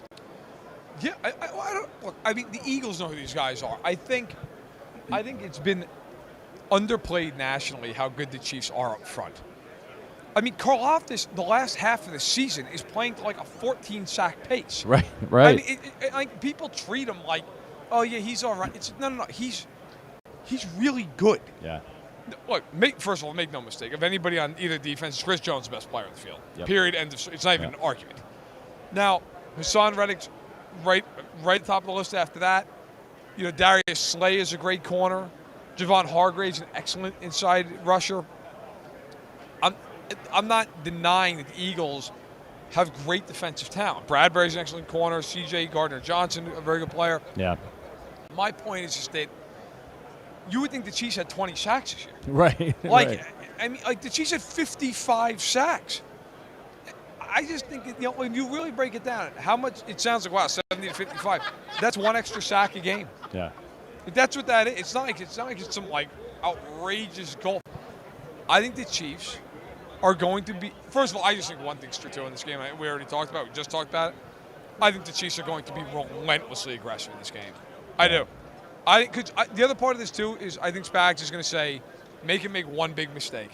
Right. One holds the ball and takes a sack, throws a pick. That's it. Pick six would be all right. So I think the Chiefs are going to be wildly aggressive in this game, and maybe it burns it, but I think they're going to do that. Yeah. And we got our guest has arrived. This is another exciting one. Oh yeah. I mean, like, for growing up in the '90s and getting to see this guy play ball, I'm really, really excited to, in just a second here, welcome Tony Richardson, who's, and you mentioned Gardner-Johnson, who our colleague, Special Olympics athlete, Malcolm thinks is going to be a big key player in this game as well. Yeah. Tony Richardson, who's about to join us, is also really active with the Special Olympics in Kansas City. Yes. He partners with them over there. I think he's involved in the punt, pass, and kick operation out there, which is pretty cool. And if you look, as we wait for him to sit down, he won the Alan Page Award for the NFLPA. That's right. Yeah, I mean, he's one of the big time guys. philanthropist. He's involved in everything. 3-time Pro Bowler. Yeah. 2-time second-team All-Pro, All-Decade team. He did okay. He did all right. It worked out. Did all right for himself. And he's getting situated here. Really excited. 16 years in the NFL as a fullback. Yeah, I mean, it's no you joke. don't see too many of those 11 anymore. in Kansas City, not bad, not bad at all. Yeah. And I believe he's Ring of Honor, correct? He's got to be. Yeah. I should know that. If he's not, we got to make a phone call. Yeah, seriously. Yeah, just getting mic'd up over here. If you've got any questions, fire them in the chat. We might be able to get one off for you. All right. Hey, Welcome in, Tony. How you doing? Doing well. How are Thanks you? for joining us. Thanks for having me. What's going on? Nothing too much. When'd you get to town? Yeah, yesterday. Feels like I've been here for about a week, but it's been one day. Yeah. So you're working with the Special Olympics? Yes, We're I am. partnered here officially with them this week. Definitely. It's a great cause. Why are you partnering with them? What are you doing? Well, Special Olympics has always been near and dear to my heart. When I was in Kansas City, I used to host the punt, pass, and kick for Special Olympics. Brought it over to Minnesota, then Adrian Peterson took it over. And I think for me, being born in Germany, and that's the reason why we're here, because we're talking about the World Games, as being in Berlin. Yeah. And we're excited about that. But also for me, inclusion was everything, because I was an Army brat. My dad served 32 years. I was born in Frankfurt, lived there 2 years, moved to El Paso, Texas for 3. Back to Germany for 3, Fort Knox, Kentucky for 3, back to Germany for 3. Got around. So I got around, but also understanding how, being different. Because when I finally came to Alabama, you got African-American kids speaking German, listening to AC/DC and Metallica, so I didn't quite fit in. And I remember how that felt, just like, being, I guess, a kind of an outsider. So inclusion, everything that Special Olympics stands for, everything that I'm about, and I'm so excited to be here today. That's fantastic. That's great stuff. Yeah. My first question I got to ask you played 16 years. 17. Don't cheat my pension. Had 1 year with the Dallas Cowboys. Oh, that's right. That's right. Of course. Yeah. So it counts against the pension. So I'm 17 we'll years. Go by the pension. 17 years. Yep. How the hell did you play 17 years in the NFL as a fullback? Probably a little craziness, but I was just with my buddy Max Strong, and he's a dear buddy of mine. We all work together. Actually, there's a lot of NFL former players and NFL legends, and we're here on behalf of the NFL working. But it's one of those things that I think for me, since I started so late, I started growing up playing soccer.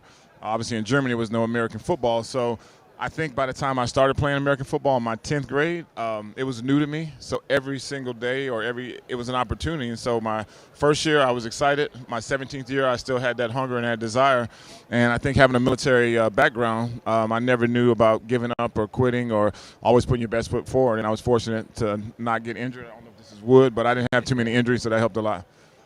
I wanted to ask you, it's such a great career in Kansas City, but I wanted to ask you about one particular date. Yep. And that's December 17th, 2000. You remember that day? Denver Broncos. Denver Broncos. On my birthday. That's the day. So it was on my birthday. So you spent a lot of your career blocking for a lot of other backs. How much fun was it that day? You rushed for 156 yards and a touchdown on 23 carries. How much fun was it to be the guy that day and to have such incredible success? Well, number one thing is it was my birthday, so it's memorable. But for me, my brother was in the stands. My sister served 28 years military, so she was back. She was in the stands, and my brother was in the stands. And so I was able to give my brother, who really, outside of my dad, has probably been – I have 4 brothers and 2 sisters, but outside of my dad has probably been the most influential person in my life. And to be able to give him the game ball that, because rushing for 156 yards is great. But the biggest thing is we won the game, and I was able to share it with my family. And also, it's just a credit to your offensive lineman. So being a fullback, we don't ever want to hear our name calls. One, we got the quarterback hit or we missed the block. But that particular day was great, like I said, because I shared it with my family, and it was on my birthday. Were the other, as a fullback, you're basically like an honorary offensive lineman. Definitely. Were the guys jacked up for you that day to block for you when you were getting that really cool opportunity? I kind of think so because, and I used to make the offensive lineman really mad because I knew the offensive line calls, and I'd call out something, and, from Casey Wigman to Nick Mango, they were like, T-Rich, shut up. And so I think they had fun with the fact that that we were having success. But like I said, the biggest thing is understanding that, the Broncos and the Chiefs have a big rivalry. The Raiders and the Chiefs have a big rivalry. And so the fact that we were able to win the game, it was probably most important. And, but they give you a hard time because if an offensive lineman catch a touchdown pass, the offensive lineman, they get razzed. So they were like, my lineman gave me a hard time the rest of that season. That's great. They called me a pretty boy, and I'm like, nowhere near a pretty boy. Yeah. You blocked for a lot of great running backs. Yep. Of all the guys, is there a guy you liked blocking for the most? Maybe because of your style or the way you allowed you to set up blocks? I would probably say there's 2 guys, and great question. Number one was Priest Holmes. And when Priest came, I was actually the starting tailback, and Coach Ramil said, we need to find a way to put both you guys on the field. And so I moved back to fullback. Priest was the tailback, and we spent so much time together, obviously on the field, but off the field. He'd come over to my house like every Thursday. I would have running back night, and we would study film. But he really, we taught each other, but he really taught me, what he was thinking from a tailback's perspective is what the offensive lineman, what the fullback, what everyone was doing. And so we were in a game. It was like poetry in motion because I knew what he was thinking. He knew what I was thinking. And we just had a bond. And then, Adrian Peterson, he just cut a little different. Like I used to tell AP, I'm like, I know how to get this muscle and this muscle, but how do you get that muscle? Yeah. Blocking for a guy like AP. And I shared the story on NFL Network the other day that we went out and rushed for 396 yards. And he was like, hey, T-Man, what do you want to do after the game? I was like, man, I'm going to bed. Where do you get this energy from? But, having someone that gifted and, that talented was really special. Yeah. Now, obviously in recent years, the fullback position has been kind of phased out for a lot of teams. Do you see the position ever having a revival, a renaissance? Would you like to see that? Yeah, I started looking at because I'm really good friends. We have kind of a fullback club where we keep in contact with each other. Huschek is, I think, the guy who's moving the needle right now, and he does so many great things from out of the backfield, from blocking, catching the ball, route running, all those kind of things. Ricard in Baltimore, he's a monster, and obviously he's getting his due. Yeah. But, the thing about it now, working for NFL Legends, we get a chance to mentor. So I got a chance. Me and Mike Rucker were mentors for the Senior Bowl last week, and then we'll go to Combine. And so at the Combine, I get a chance to meet all the young running backs, all the young fullbacks.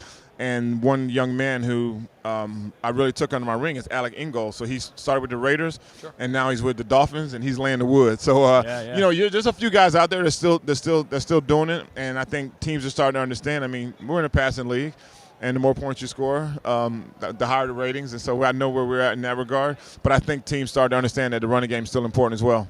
What was it like, playing for that team where, especially I'll say the 03 team, where that offensive line was ridiculous. Yeah. You have 2 guys in the Hall of Fame. You could easily have another one in Waters. Yep. Yourself, yeah, Jason Dunn. It was the offensive lineman. Like another offensive lineman, no right? doubt. You Yeah. got to know Jason a little bit. Yeah. Was it almost just enjoyable to step out and go, we're going to keep somebody up and down the field? Well, and that's one of the great blocking units of all time. You're part of it. And that was the mentality. Like I can't remember what year it was, and some team was kind of talking trash in the preseason, and Coach Ramil said we're going to run the D ball every single play. We ran a rush for 8 rushing touchdowns. That's like taking someone's esophagus and their heart and just ripping it out their chest. So Derek Blaylock had 4 touchdowns. Atlanta. Yep. And I didn't want to because you know who the head coach was. But you think about that, and it's like that kills the will. And any team will tell you, when you know a team is running the ball and you can't stop them, it's demoralizing. And that's just how we went into the game. It's like you have Jason Dunn out there just mauling people. Willie Roaf can barely walk, but he can run. And then, with Brian Waters and Casey Wigman and, like you said, we had some monsters. We had some dogs on the offensive line. And so it was great to go to work just because, they made my job so easy because they just dominated the 3 technique. Yeah. He was back there playing safety, and then I just had to deal with one guy, and Priest was going to make that guy miss, and so it was pretty special. Do you think that was one of the best offensive lines of all time? It was up there. It was definitely up there. I was fortunate, obviously. I've been very fortunate to have some good offensive linemen. Yeah. Even when I went to Minnesota, you got Steve Hutchinson, who's obviously a Hall of Famer. And then get to the Jets, and I got Faneca, I got Damian Woody, 2-time Super Bowl champ. I got Nick Mangle, so DeBrickashaw Ferguson. So I've had some. And then you go back to Dallas, Nate Newton, 2-A, Eric Allen. Not Eric Allen. Larry Allen. And you think about those offensive linemen. So you're not gonna get me in trouble because if I say they're the best, and then somebody else is gonna be trying to harass me, so I'm gonna stay away from that. I hear you on that one. It's interesting, when you played, there were a lot of great fullbacks. Yeah. Whether you're talking about yourself, or Lorenzo Neal, or you want to talk about Mike Allstott, who was a different guy. He was running the ball. No doubt. Was there a guy when you played, you were like, and that guy, of all of us, that's the guy who is the standard right now? Yeah, I think for a lot of us, it was Larry Centers, and it wasn't necessarily. Obviously, we're in Arizona. Yeah, I think one year he had like 120 catches, which is unheard of. But I look at those school guys. I look at the Keith Byers. We used to call him Tippy because it always looked like he was running on his toes. But then you're talking about just thumpers. Lorenzo Neal, Max Strong, Sam Gash. Like those guys, they used to break people's face masks. And so, it's just one of those things that the game obviously has changed. But, I always like to go back and look at some of the guy that we never talk about because Jim Brown is obviously regarded as a fullback. We always got to hang our hat on Jim Brown, the legend. You played in the AFC West. Yep. You talked about the Broncos and that rivalry. When you guys were in the locker room during your period in Kansas City, who did you hate the most? Oh, yeah, no doubt. No doubt it was the Raiders all day long. It was just that rivalry because it was like you don't get me in trouble. We used to call the Raiders front runners. They look every guy that ran a 4-1, 4-2, they were gonna go to the Raiders. Yeah. But then when you get down to the nuts and bolts of the game, they were gonna lay it down. They were gonna make some kind of stupid penalty. They were gonna do something to cost them a game. Yeah. So, the Raiders was just like I was sharing this story, and that's just it's not X-rated, but I can share it. We were in Oakland. They're shaking our buses, and I'm listening to gospel music before the game. And I see the sweet little old lady. She's probably 2 feet to the grave. She's like 103 or whatever. And I was like, oh, look at that nice old lady. Yeah. And then on the bus, she was like, shot me the bird. I'm like, lady, you might not live past this game. And your last minute, you shooting birds? I'm like, what are we doing?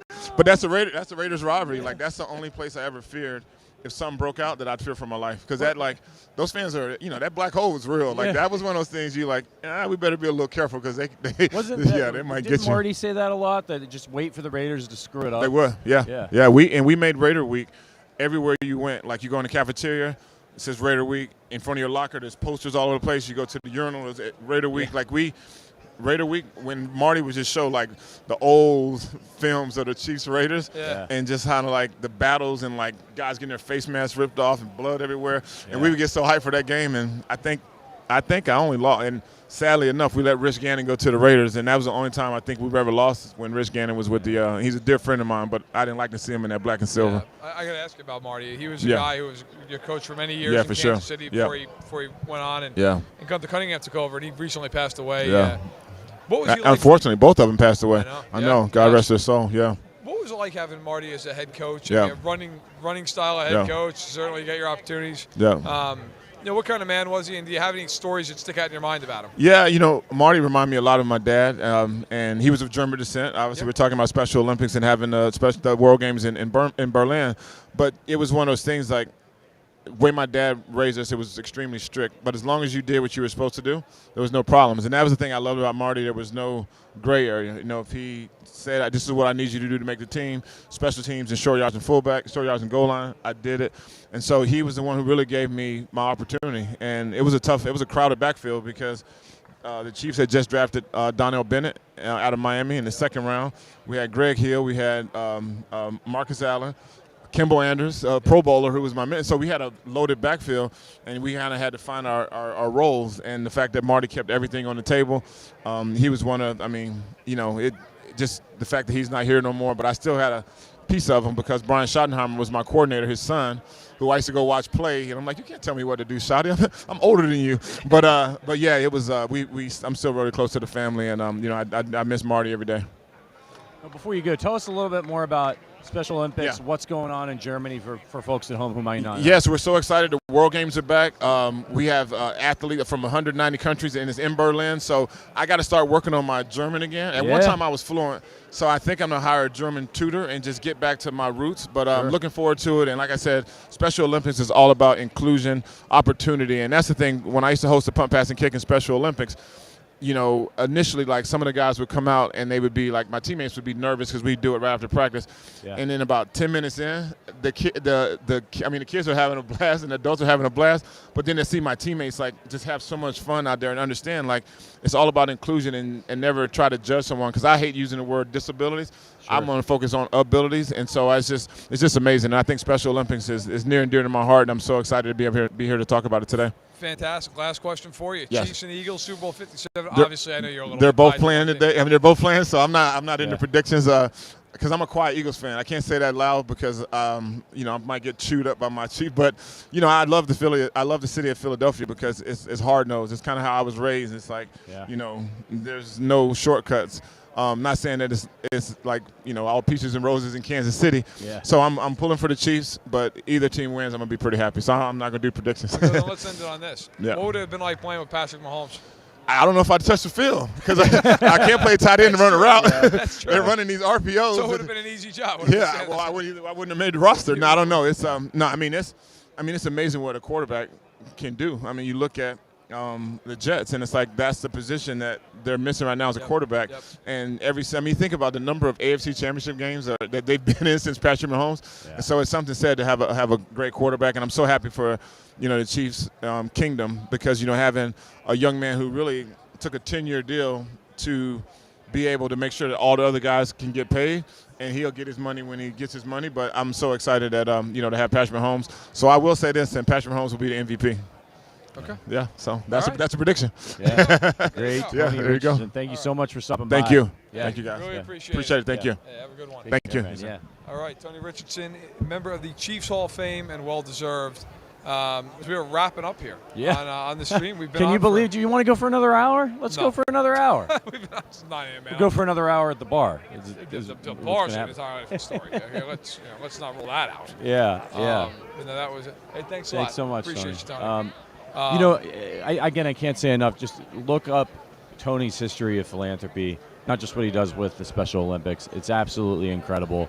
As we're getting spammed pretty badly in the chat, Producer Richard, the bots have arrived.